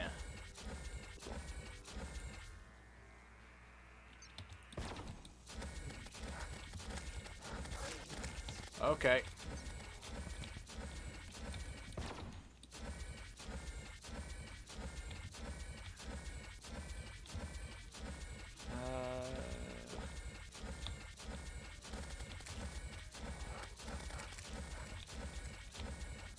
This is why I had to splurge a bunch on the mana potions.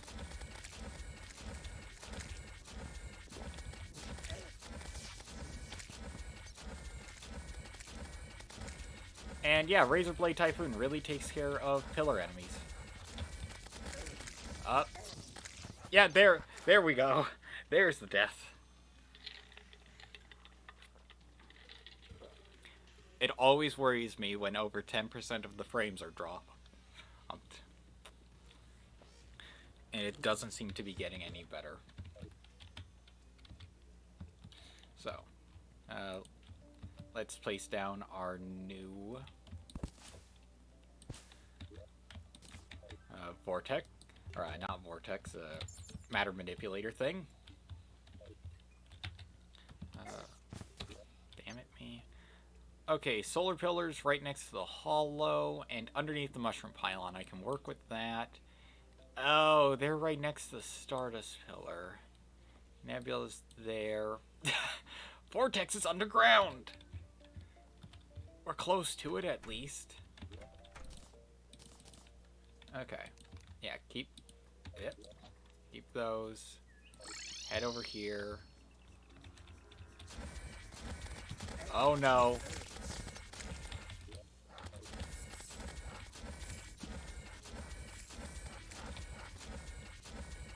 Retreat!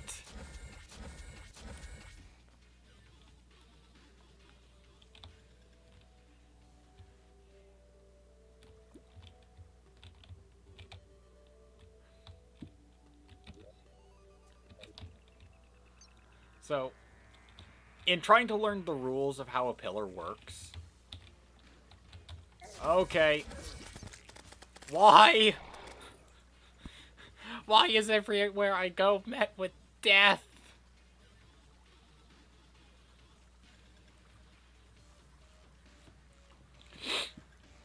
The solar pillar is, of course, going to be difficult.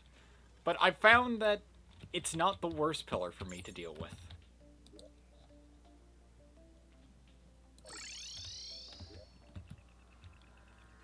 Honestly, if I had to say which pillar was the worst for me to deal with, mix of Nebula and Stardust.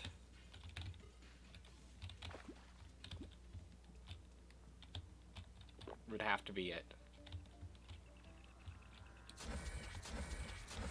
Stardust because it has a lot of enemies that really get in your face.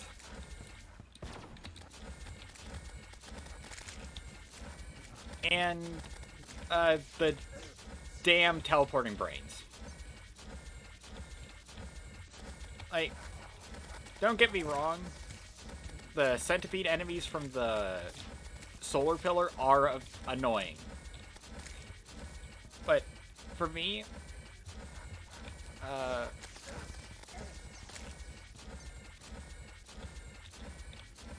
I definitely have problems with enemies that just kind of latch on or teleport to perfectly mess with you. Thankfully, I can just... I would have said escape to safety, but no. Right next to Manch's home is apparently not safe. It is just a death wish. I finally used that arena for something, and I get slapped in the face for it. I use that arena for its purpose, and then I get punished. That seems to be how it goes with that. And I can't hide in a box because the Evolution Beast's projectile goes through blocks.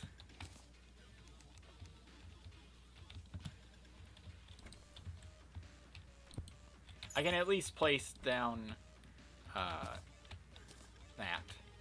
So...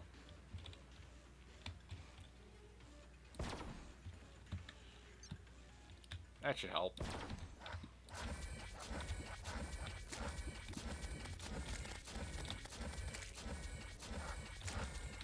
And getting enough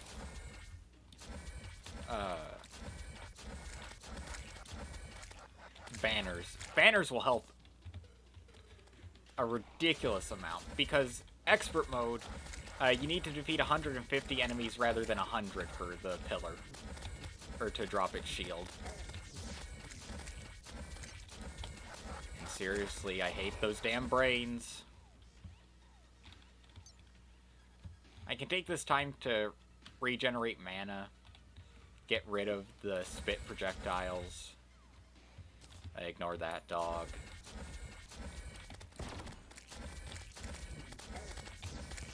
Try my best to avoid certain attacks.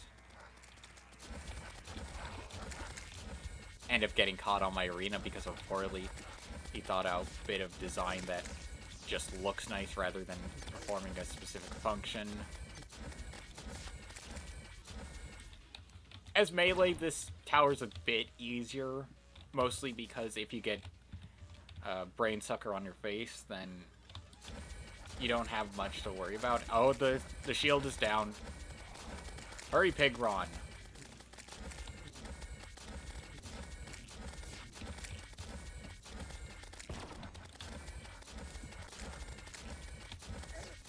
Okay.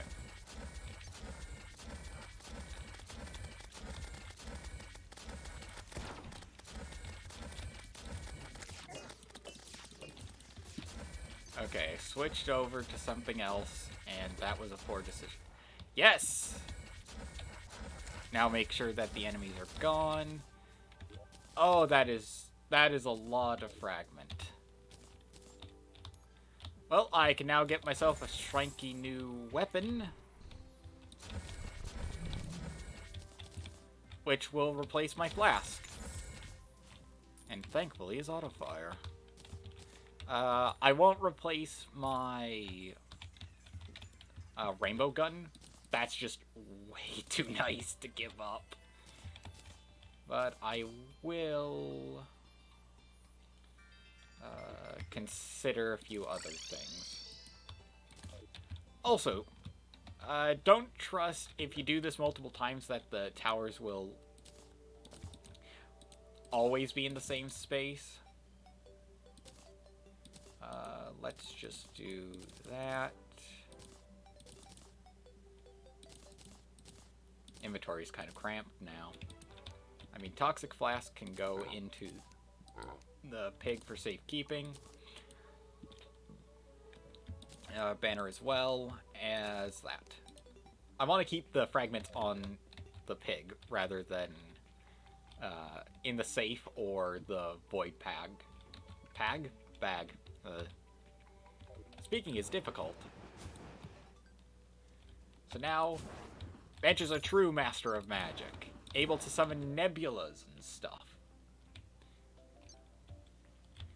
Very fast speed, no knockback, 214 damage. That'll definitely help. But sadly, we have to sell our soul to the goblin.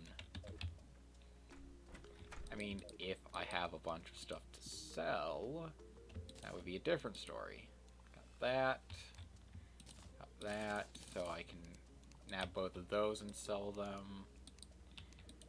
World materials, I got a bunch of rope that I don't need. A bunch of track that I didn't use.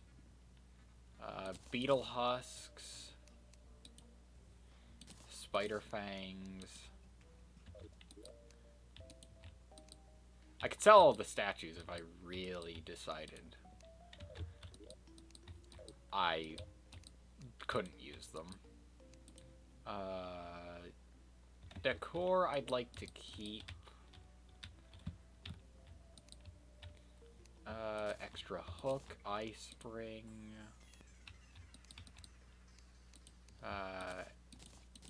Extra sets for vanities.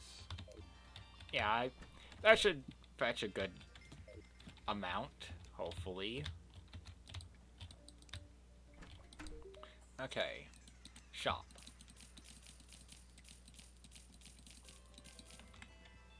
Okay, plenty. Reforge. Keen. Murderous. Sluggish. Agile. Agile again. Hurtful. I'll take that. Nebula Arcanum. Okay, I'll take that. Yeah, if Moonlord sits in that, that's going to be pretty good. I mean, it doesn't last forever, but I don't need it to. Okay, what tower to take on next? Vortex is closest, so I'm gonna take that on. Right before Moonlord, I'm gonna take a quick break, and I don't mean like right before. That would be insane. But more like close to the last pillar. Oh, this is perfect. I can cheese it the exact same, well, close to the exact same way. Haha. Oh.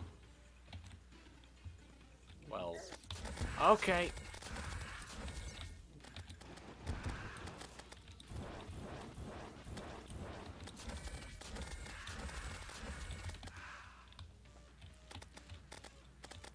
Okay, so I could do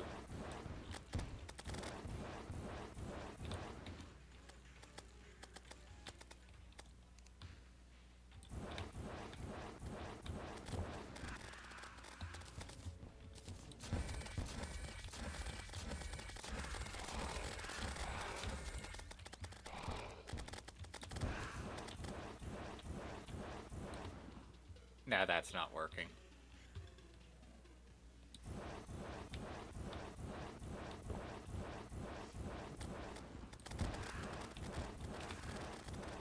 Some of the larvae seem to find a way through.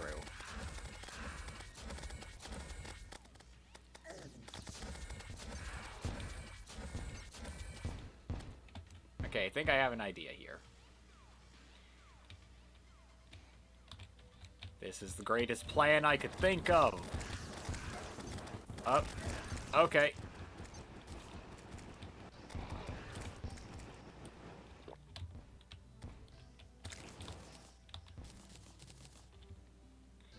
Maybe go a bit lower instead.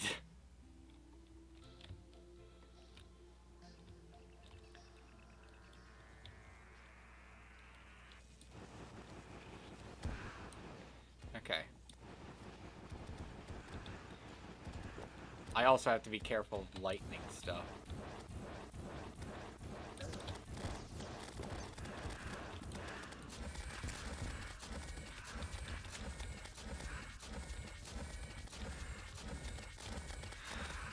Even in the Moon Lord stuff.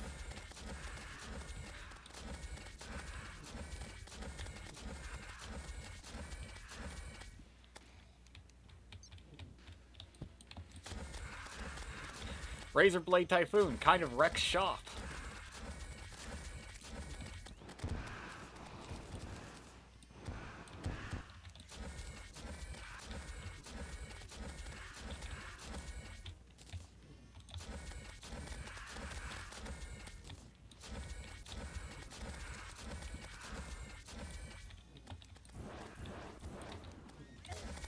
Oh, okay.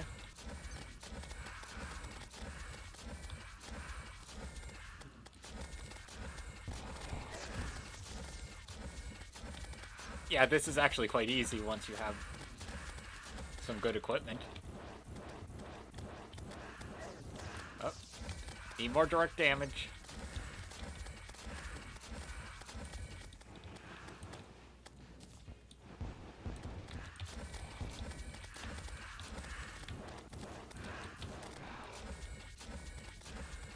Oh.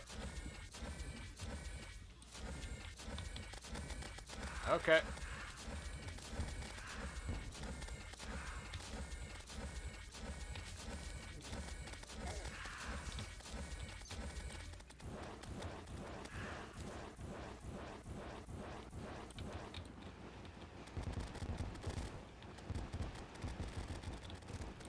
Okay, just overpower it until eventually things work out. Yeah.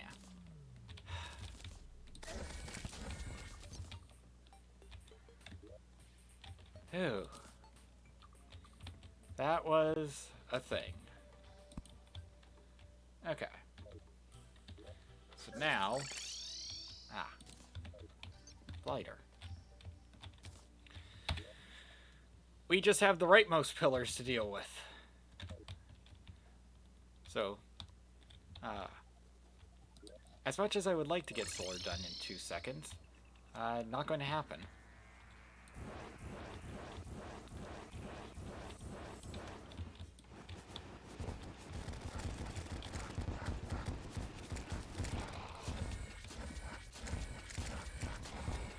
Now, I know the strategy with the cells, where you can just kind of annihilate them.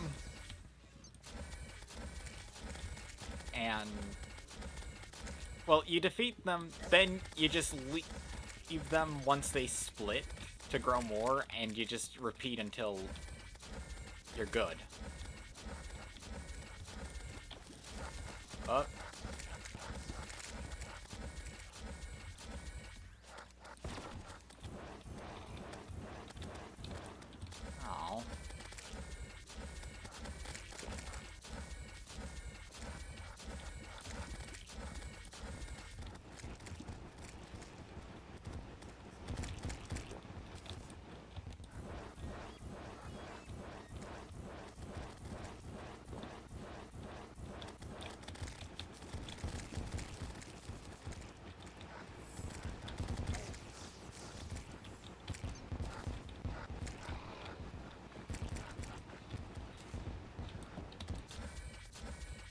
being very wary of some of the enemies because they could easily annihilate what health I have left. Like the Stargazers. They don't seem to do much, but they are extremely dangerous.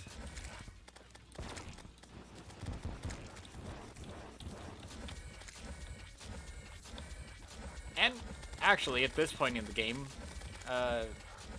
most other classes would have an armor set that is technically better because it does higher damage, or you could be very defensive, but honestly, Mage, Spectre armor is just way too good.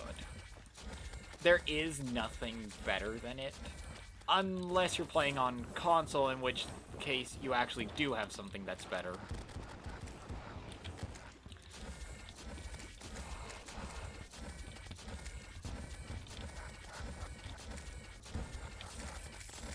Sadly, since the pillars are going on,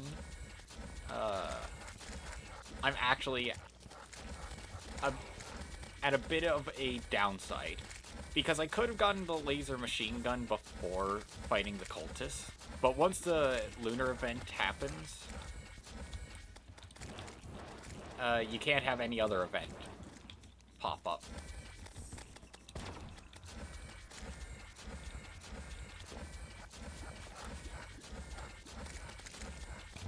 Yep, they are laser beams from the Starmen, or the Stargazers. They aren't an Earthbound enemy. And yeah, this pillar is easy, but as a summoner, it is a nightmare with how many enemies spawn.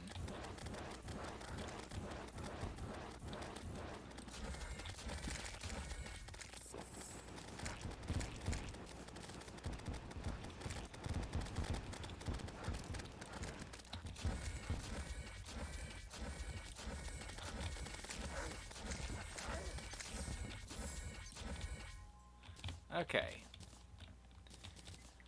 One pillar left.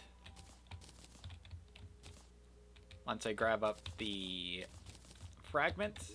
Okay.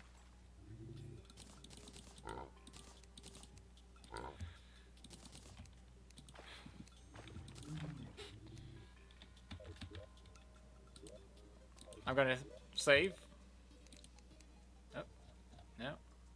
Give me them back. Hi. Squirrels. Actually, I'm gonna drop back to the menu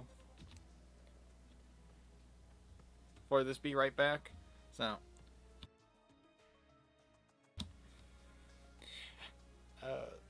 I'm going to take care of some stuff. Mostly get up, move around a bit because I'm going to be here for maybe a couple hours. And I need a refresh on my drink.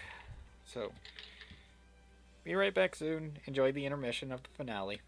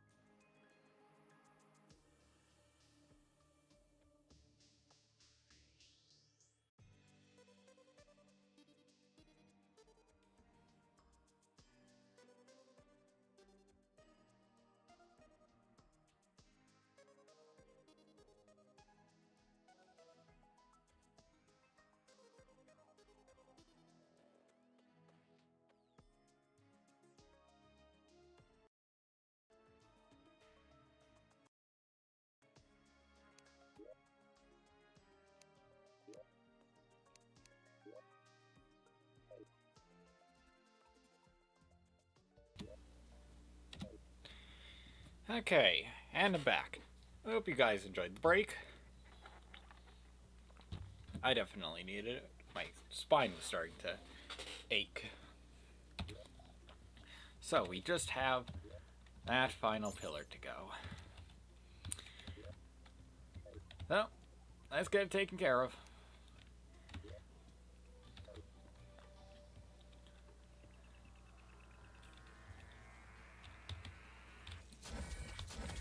Oh, there we go.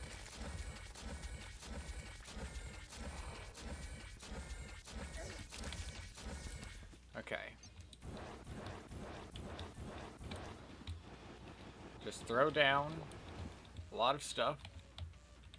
Maybe heal up a bit. High up. Head on down. And yeah. Lack of enemies. Most of them are ground locked. Except for this guy. Who's a massive pain. So.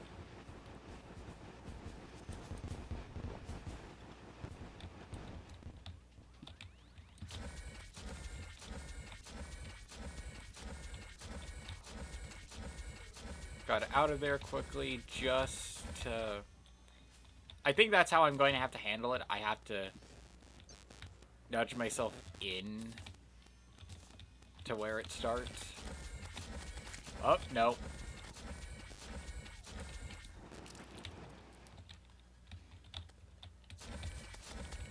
Wow, that close to the start, huh? Okay. Grab ourselves a heart. Going in. Haha, as a melee character, you are a pain. As a mage, you're still kind of a pain. Oh, nope.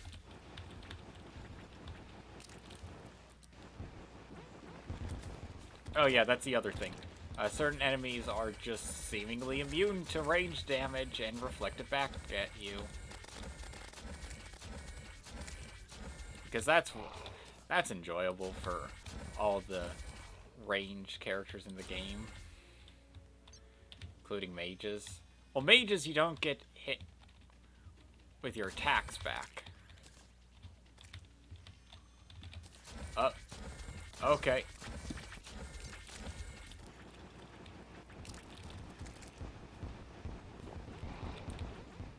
Yeah. The screw attack was meant to be used for good and destroying space pirates.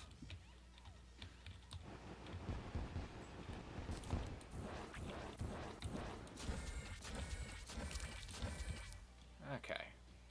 Started to really pick up the pace. Rhymes.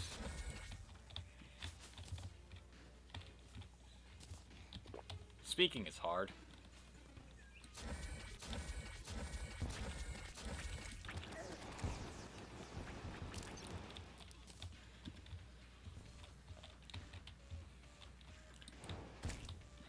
And people said the solar pillar was hard. You just gotta take your time with it. Go back, relax, eat a chicken nugget.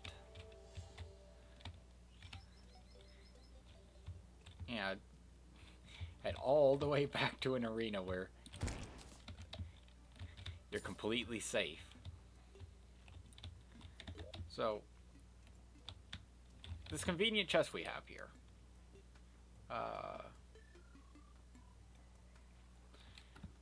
When fighting the Moon Lord the first time, because of the amount of stuff I have extra, I'm just going to go in with that. On the first attempt. The second attempt, I'm going to make the Doom Sigil. Wait a minute. And then immediately book it through my arena. This will definitely cause some problems because of homing attacks. But hopefully things are kept up. Or my speed is kept up and I'm not put into too much danger. Get some more honey and go for it. Okay. So, first thing I'm going to do is that. Just, yep.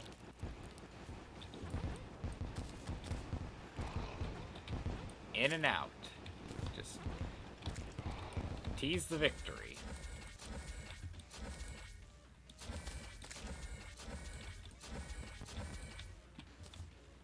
If I can do drive-bys for this pillar, that'll work to get its shields down.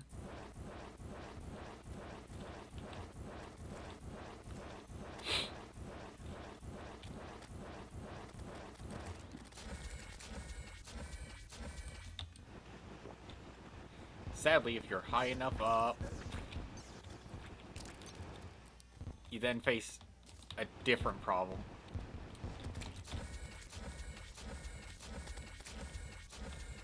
You now face a problem of enemies don't spawn. With other pillars, it's fine. Stardust, you kind of want. Nebula, you actually avoid a lot of the pain.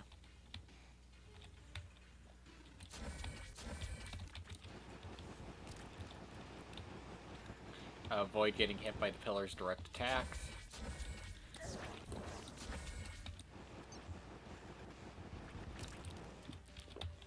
You know how I said in and out and all that? Yeah, it's solely for the centipede enemies.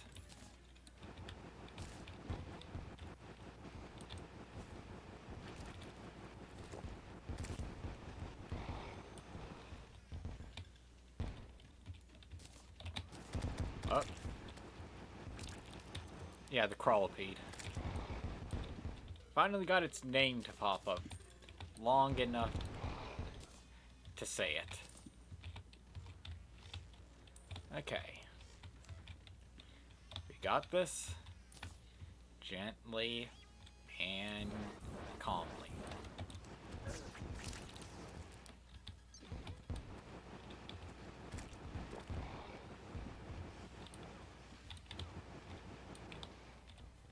If you do go fast enough, you will eventually just leave the range of enemy spawns. And now the enemies have all despawned.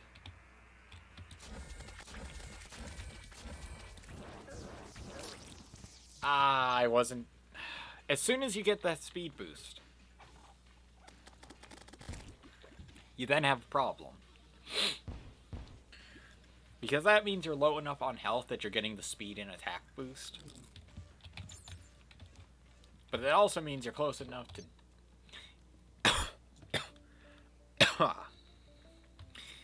fun. You're also close enough to death that you aren't going to be all that well off. Oh, come the hell on.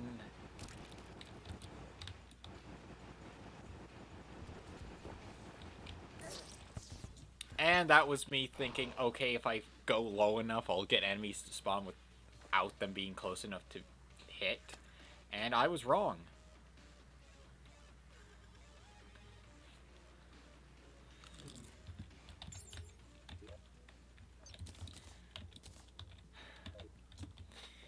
I feel bad for anybody who arbitrarily decides to death count this. Probably myself. Probably not. I mean, who would want to death count this? Okay. Ease in. Then head out. See what you got. Nothing. Wasn't close enough to the ground. Up. No.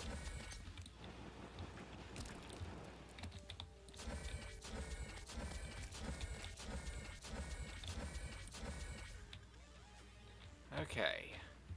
We good? Now we are.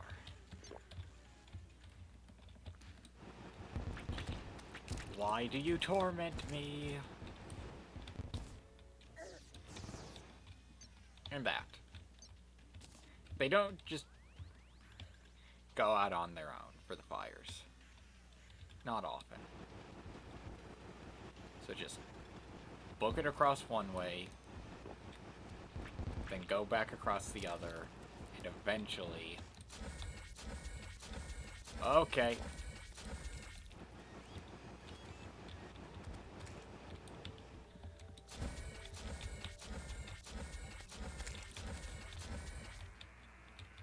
There will be a point where we can successfully deter this. Okay.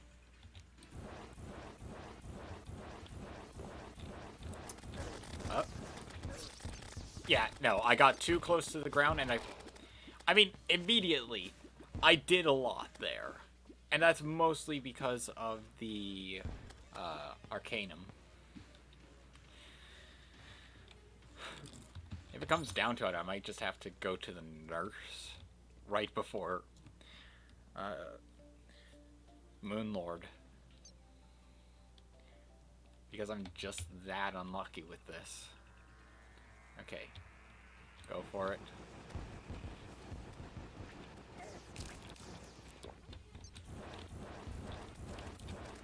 Yep. Okay.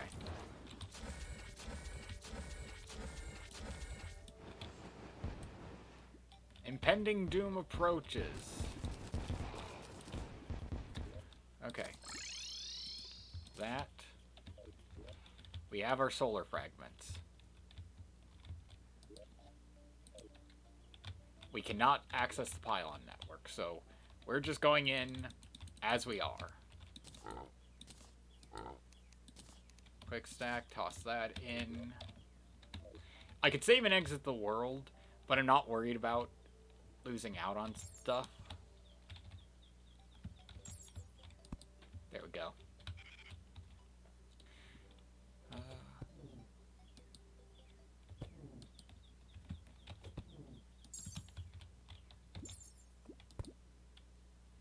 The music has stopped.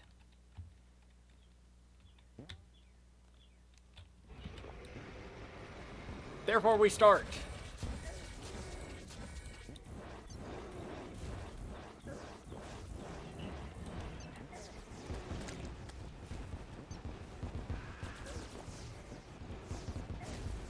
I probably needed to make it taller.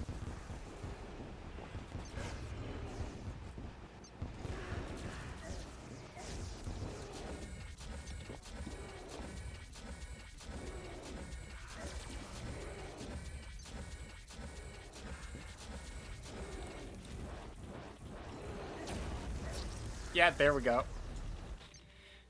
So, I don't think that'll work.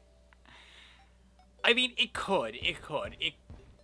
It might just be I didn't go high enough or far out enough. I mean, the alternative is I just kind of failed because I didn't know at all what I was doing. And there's not much I can do about that. Okay, so what exactly am I missing here? Nebula fragments, probably.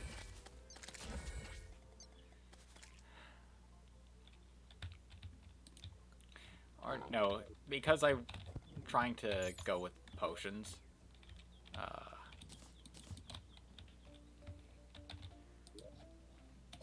There.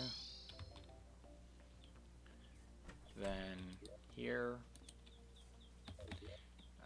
Quick second to grab fragments.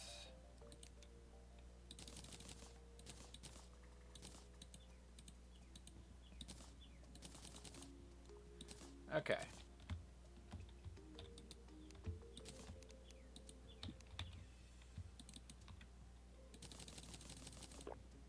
Whoops. Yeah, I'll accept idiocy on that part. Quickly deposit all of those.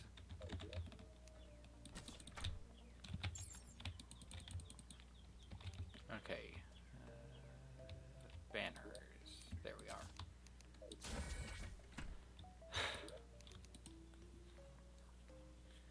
This is going to be one of the toughest fights I will ever have to go through.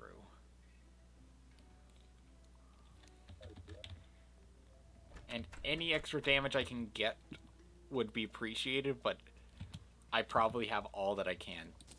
Again, only difference I would probably make is the Ankh shield. Ankh Shield being traded out for Mage Emblem, I'd go for that. Shiny Stone, Precise Spore Sac. The Spore Sac might actually not be that bad. If I can get enough of them going.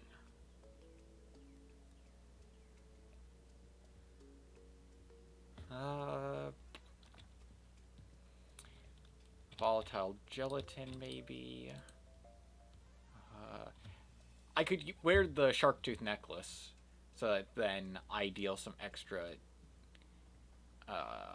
damage through armor penetration.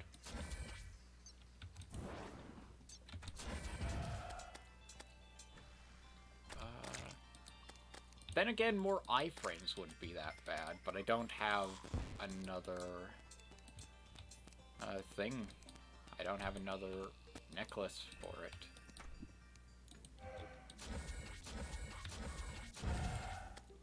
So, what?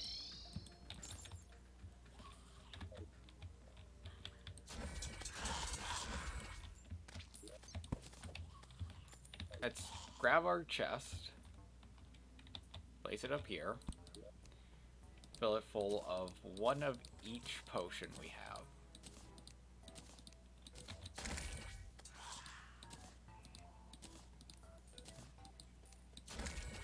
Having to split my focus to keep myself safe.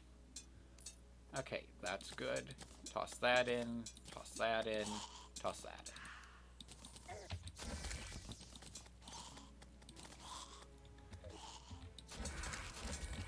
Now we save and exit. That locks in that chest.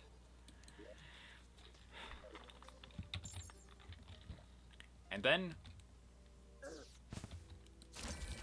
we die horribly.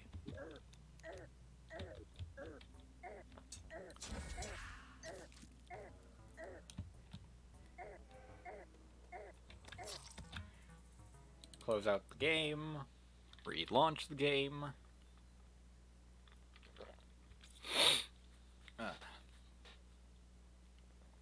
And then take our spoils. Now I could do this to just rapid fire without having to reset.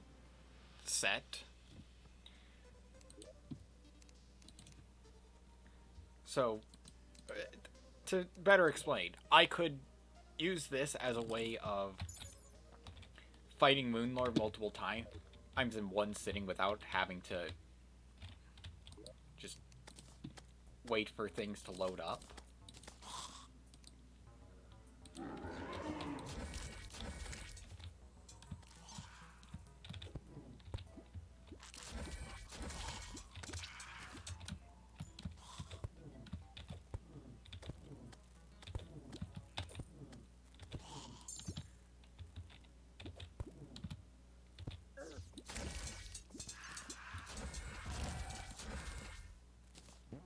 Plus, it may be I need to just go at the right speed. I mean, I'm just going to go full tilt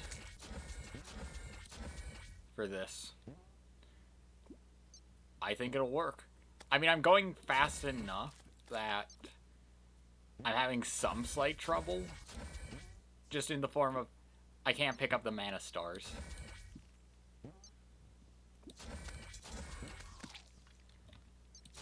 Let us begin.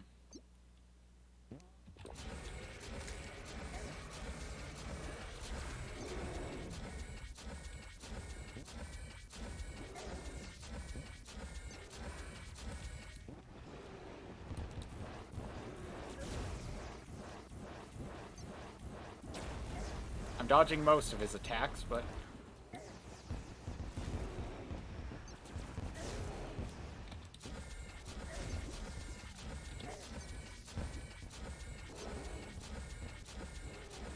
I'm not sure how it is going.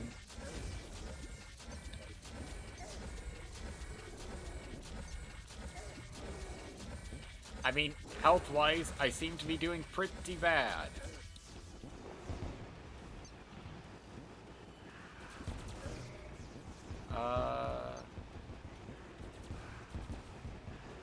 Okay, I got a true eye. I got two true eyes, and I'm dead because he does that. That's the worst part. He'll sometimes do a phantasmal death ray that instead of following you, if you're a specific way, you're meant to... Like, for that, you're meant to circle the opposite way I was going. That does not work with my strategy. And this isn't meant to AFK Moonlord. There is no AFK setup for this.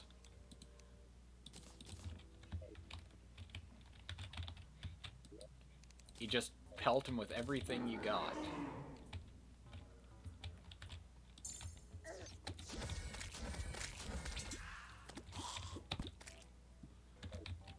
I mean, if it comes down to it, I'll go this speed the entire time. If I find the Goldilocks point, then I'm good. And I think it's slightly... Maybe. It could be that...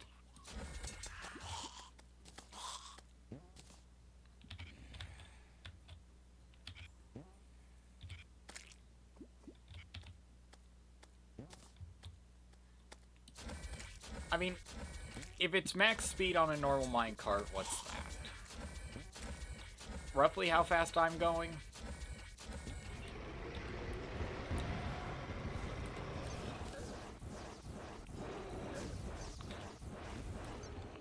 Okay, I'm getting hit by a couple more things than normal.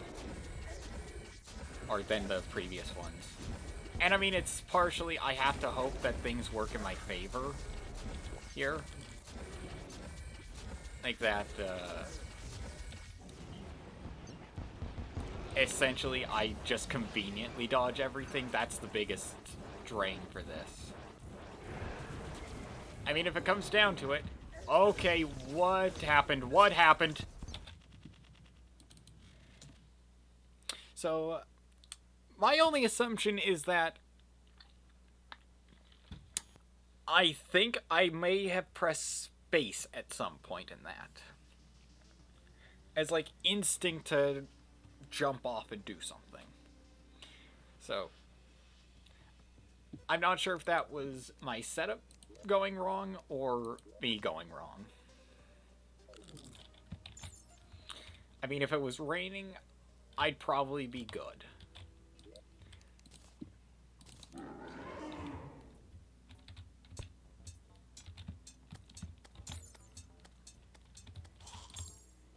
Just one of those things. So if I keep this up, you know, full speed for part of it, but if I see something like, okay, I need a bit more evasive action, I'm going to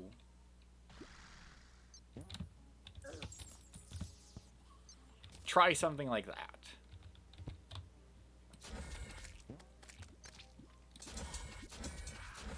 I mean, my thought was at one point a Hoik system could work, and people have done that.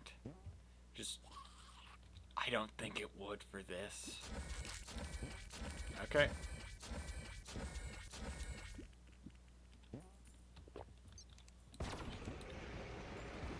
Okay, battle has begun.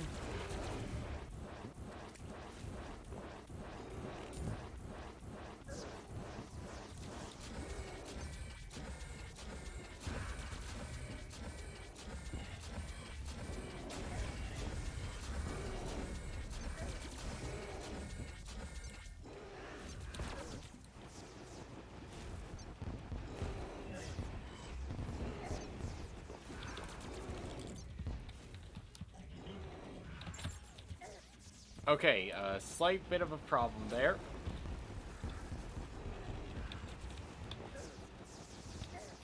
That came up. Okay.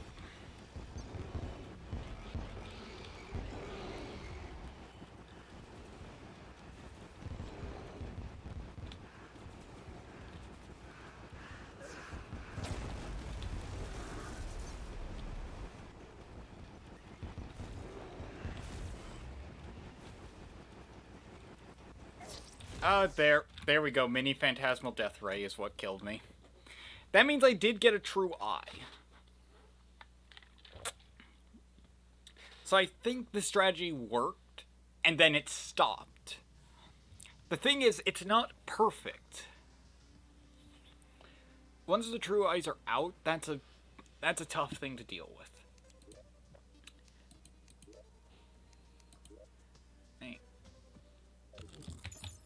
I mean, one thought is, to avoid a lot of stuff, I can try just outrunning most of it.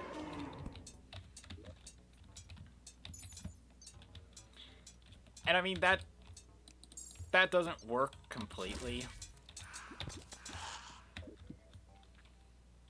So it's one of those, okay, why did I come to a screeching halt there?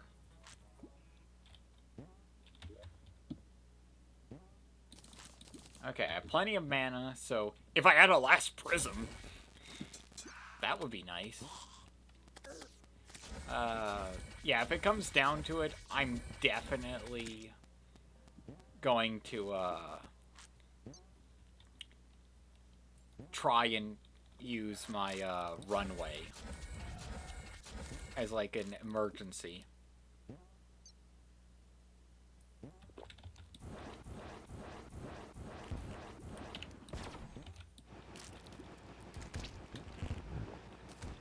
Cut it a bit early, so...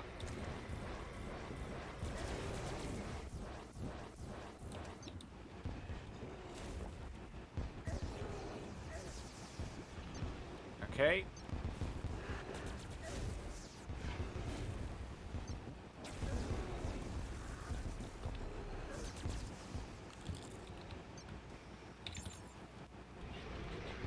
There we go. So then, let's just focus on flying up, down. Okay. That got close.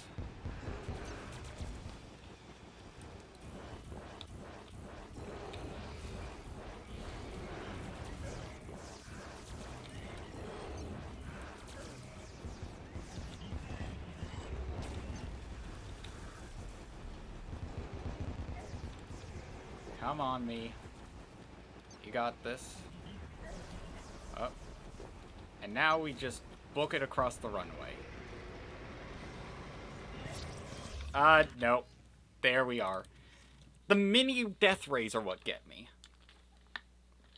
They don't do as much as the main one, but it still annihilates your health. So, I think I need the right point. I need the right point. RNG is slightly what's messing with me here. Through RNG, that decides kind of where the True Eye attack, the directional True Eye attack, happens. Like, it obviously tries and follows your general direction.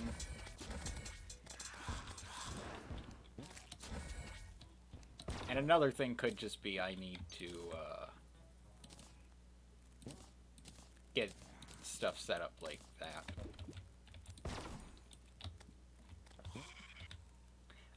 Again, that just screeching halt. Okay. 4.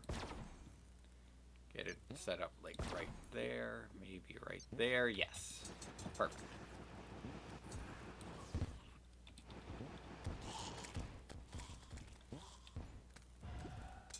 We have a lack of sound, so that means it's coming.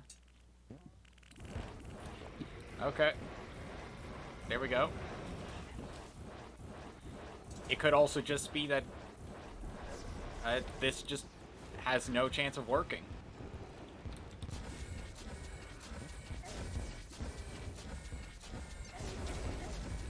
Well.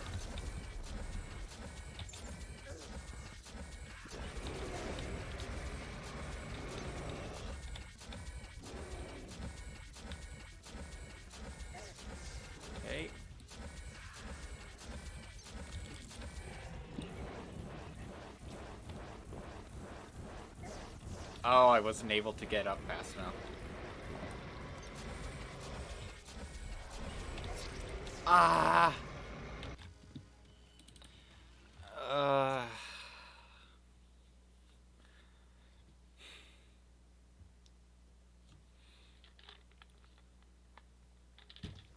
This is truly infuriating and slowly is just killing me inside with this.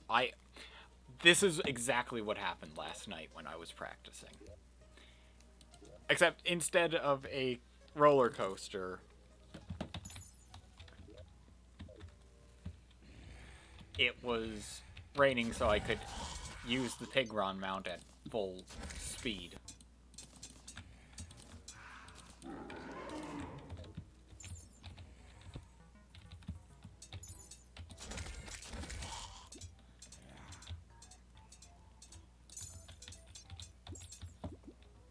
I mean,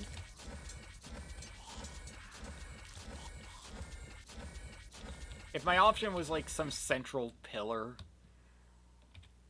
or of liquid, like water in two, honey in the center, I could easily do what I'm doing right now.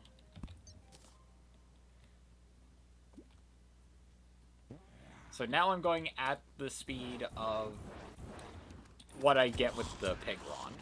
Just less ability to decide where I'm going.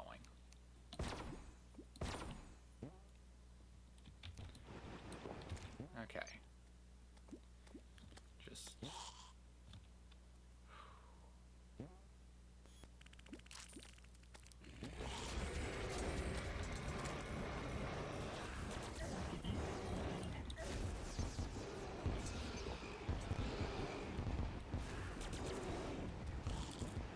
Once again, if it's just a Goldilocks moment where everything gets perfectly figured out, then okay.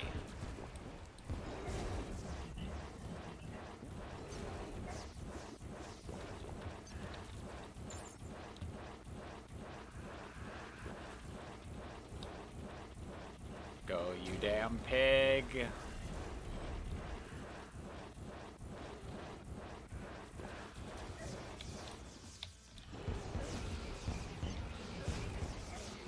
Okay, that's a lot of projectiles hitting me right now.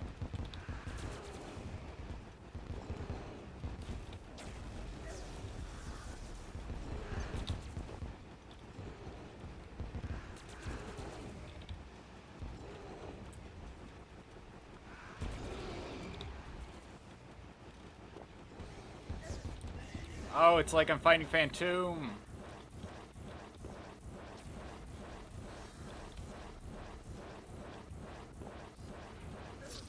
No, mini Phantasmal Death Ray. Why?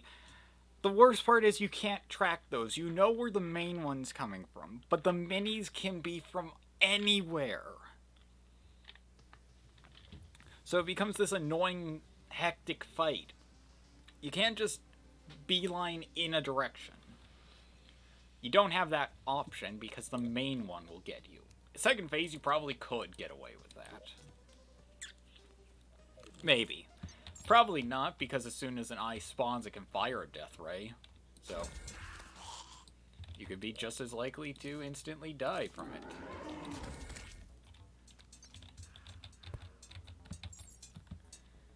Another thing I have to deal with is the whole argument of, what if I just start the battle with Fishron and then move on to phase 2 on this? Honestly, I think if I began phase 2 on this, if I did phase 1 perfectly, that might work. 2, the mini Phantasmal Death Rays.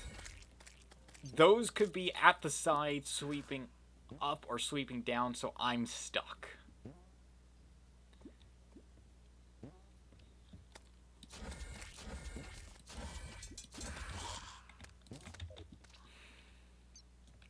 Okay. Rainbow Gun. Nebula Arcanum. Pelt him full of spells.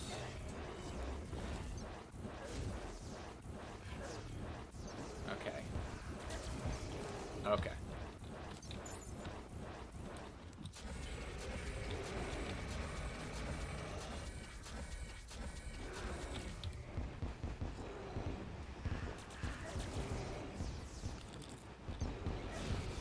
My thumb is off space, therefore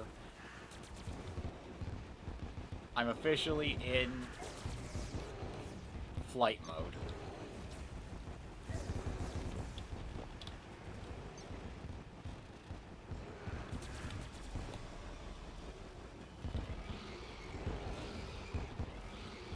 Now I wonder, could I essentially trick the game to thinking I had liquid?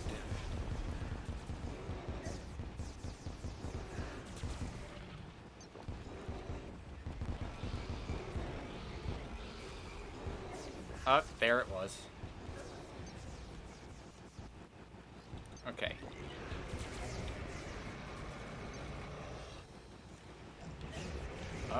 Yep.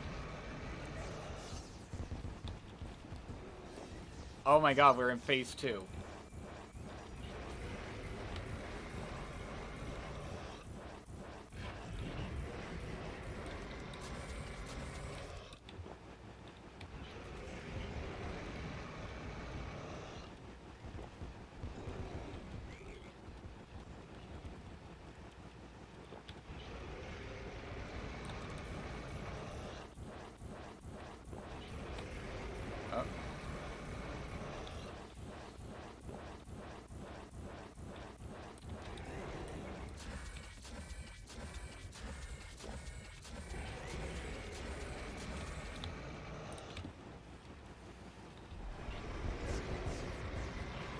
Yes! Now if I... So, if you die during this part of the Moon Lord, like, this part, it doesn't count as a victory. For some reason. Huzzah! Moon Lord has been defeated. That is the end of Manch the Mystic, everyone. The finale happened during a blood moon. I'm going to have some sort of convoluted writing thing that happened with that. Oh, man. I love this game so much. And I'm sad to have it end, but I'm also excited because that's the second time I have beaten the game. But it's the first time I've done it on stream, so it's more... It's special now. I have now become something more than I was before. I have done more in this game than I have done before. And I hope you guys don't mind the moving around as the credits play. For later series, I'm going to have a special part of the world set up so that the credits can play out in their entirety and we can just sit and watch. You know, as a fun kind of measure. Or just so that then we can see them without any foreground objects getting in the way. And the fact that I got a dev set during this stream, during the streamed series, was nice. That makes me happy, as I never had a chance to have a dev set before, so it's quite nice. Of course, as we destroy everything that is in our path, Manch's story is at an end. He has successfully stopped the evil that wishes to corrupt his part of the world. Of course, evil comes in many forms just as good does. So, what's next? Well, the choices are clear. Either going through as one of the other classes, or beginning a Master Mode playthrough.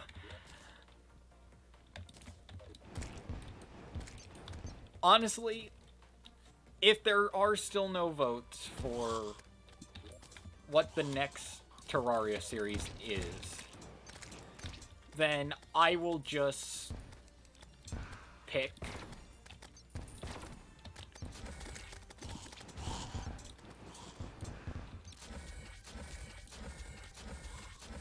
and if it comes down to it, I think it's a toss-up between Ranger and Summoner. I love Melee, but that'll take some serious thought and research to go through. Mostly because going with Melee from the very beginning, I have to figure out, like, what world type is worth it. Small, large, medium, probably not large, but it's definitely something I have to think a lot about.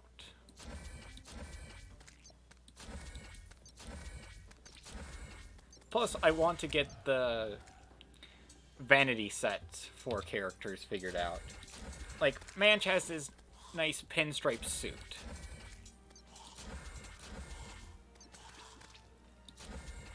And his whole modern mage aesthetic is something I enjoyed figuring out for housing.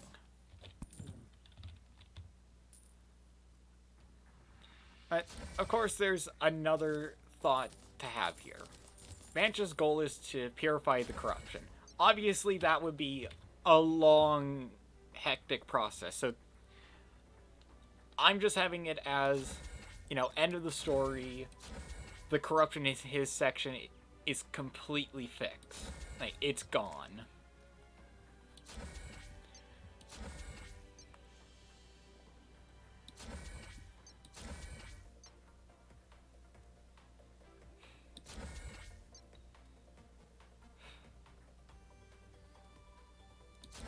Now, we didn't get all the NPCs, which I do have to say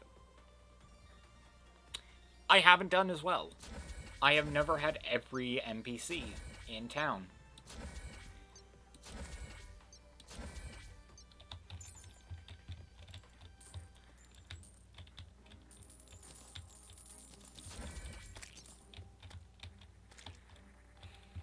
So, maybe that's something I could do for one of the challenges. Have all NPCs. And that would incentivize me to actually spend time on their houses. Like, the Hollow kind of got the shaft in this case.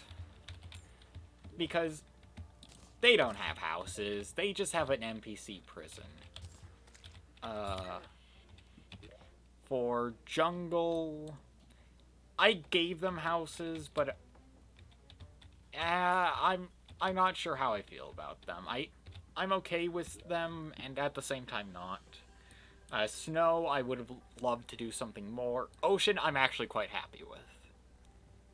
Desert, quite happy with. Mushroom, could have been better.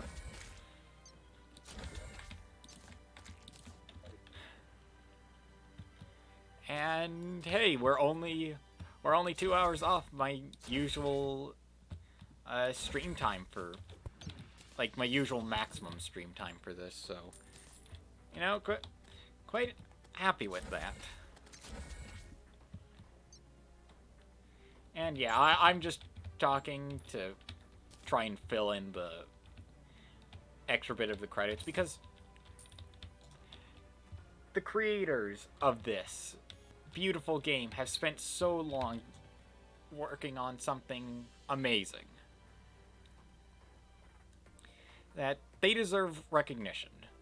And a lot of times I think back to the era of early Atari where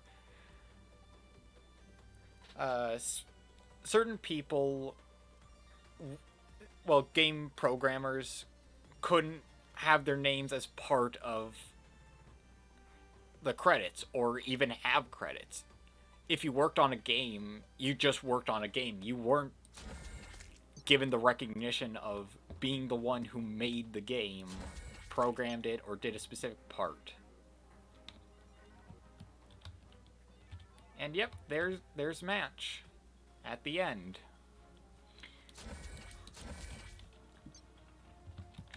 Well, here we are. The end game.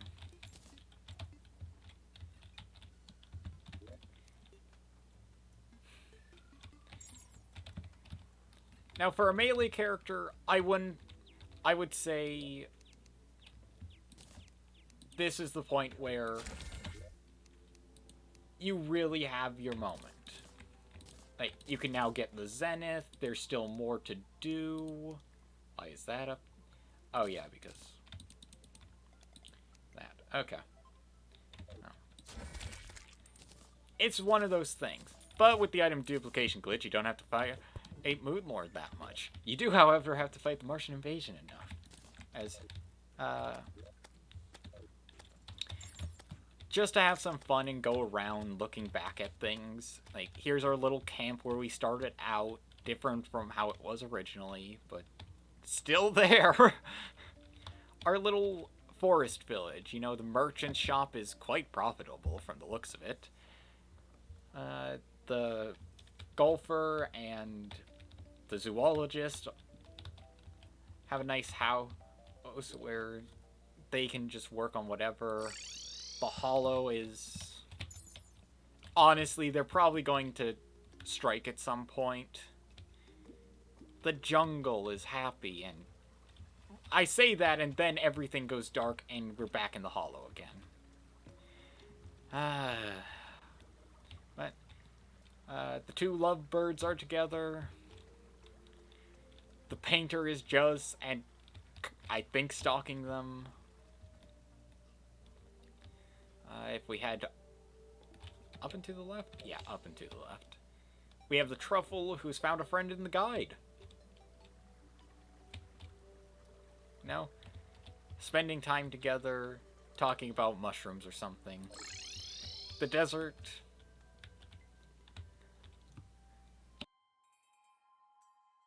I had to sneeze there. The desert, where the dye trader is running a profitable underground dye selling ring. Not the merchant. The gun dealer died, sadly, during the Pillar catastrophe, and his wife, the nurse, mourns his loss, and she just does her job as best she can, treating anybody who comes in. The caverns, the clothier is kind of fussy about not getting his house finished before the end of the world. The demolitionist is quite happy with his underground digs. Stylist in NPC prison. The angler in his nice fish house, waiting a new minion. And the pirate on his fancy boat that is oddly modern for a pirate and doesn't have any sort of propulsion system, so don't tell him. I kind of set that up so he doesn't pillage. And now we're back at home. In the workshop. Well, not the workshop, but the storage, the garden, and the weapon rack. Showcasing most of our adventure. If I had built it just a slight bit deeper, I could have gotten our entire journey there. Squatting in Manch's house as he... Hey, rent isn't cheap here. He didn't even know there was a landlord here. But hey, the steampunker and the cyborg are here, just squatting for now. Oh, eventually they'll find their own home. Because, well, Manch kind of needs his home now. And of course, the merchant and the goblin tinkerer, together in the underground snow where they gladly work on devious devices. And may eventually create a horrible monster, the likes of which the world has never seen before. Do I have room here? Yes, I do. So, yep. That there.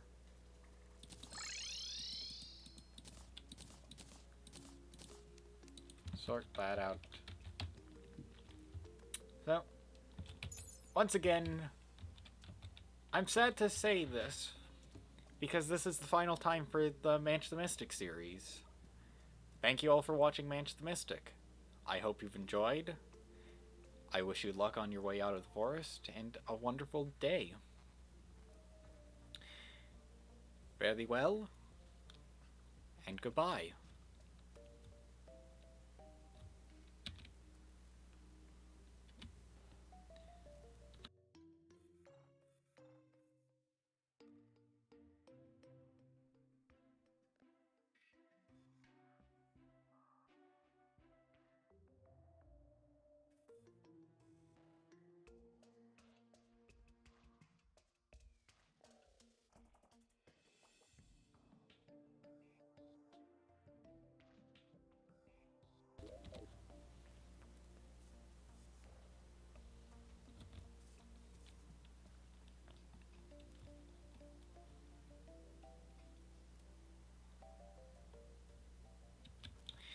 And now for those of you who decided to stick around for a tiny bit, I just wanted to thank you all for one final thing.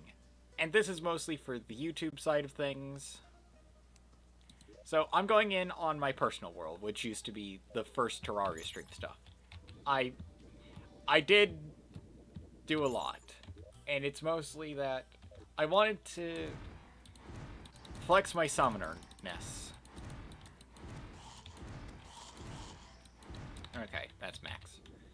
So yeah, full Stardust armor, stuff.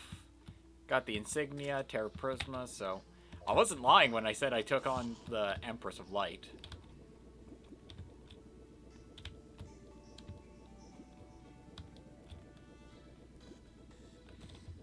And yeah, this was the Moonlord arena I used. With the Pegron mount.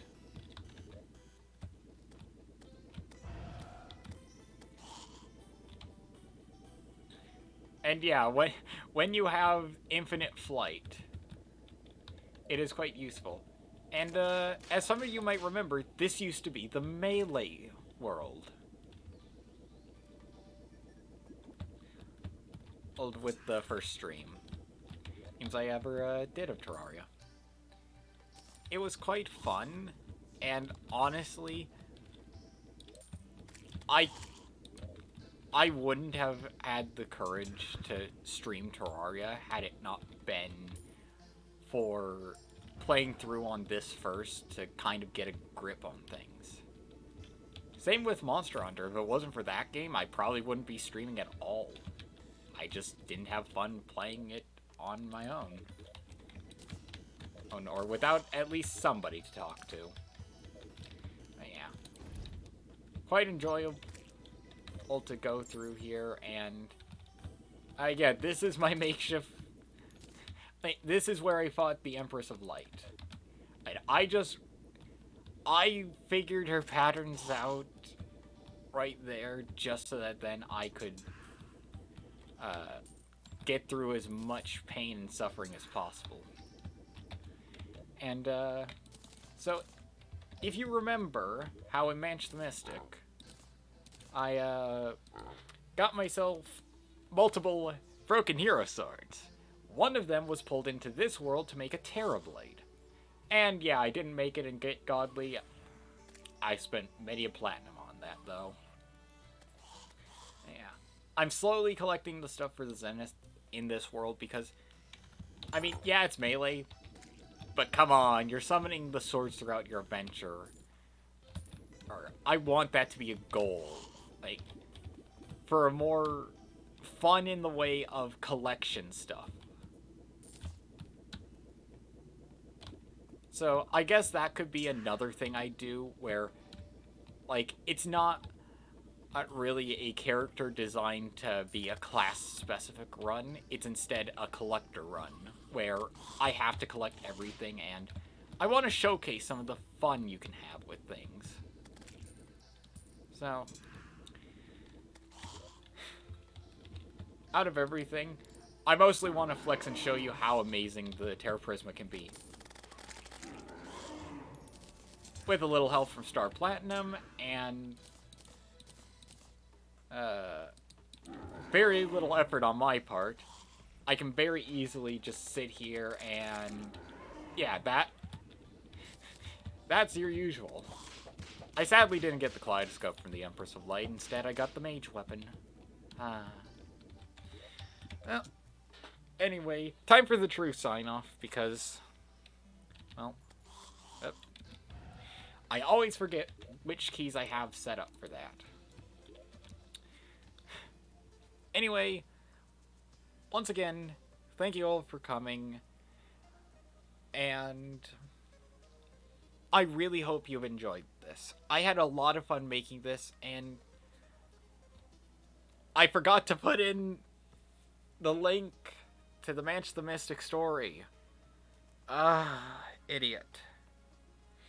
Anyway, once again, I hope you will find your way out of the forest. Have a great day. And fare thee well. From Manch the Mystic, goodbye.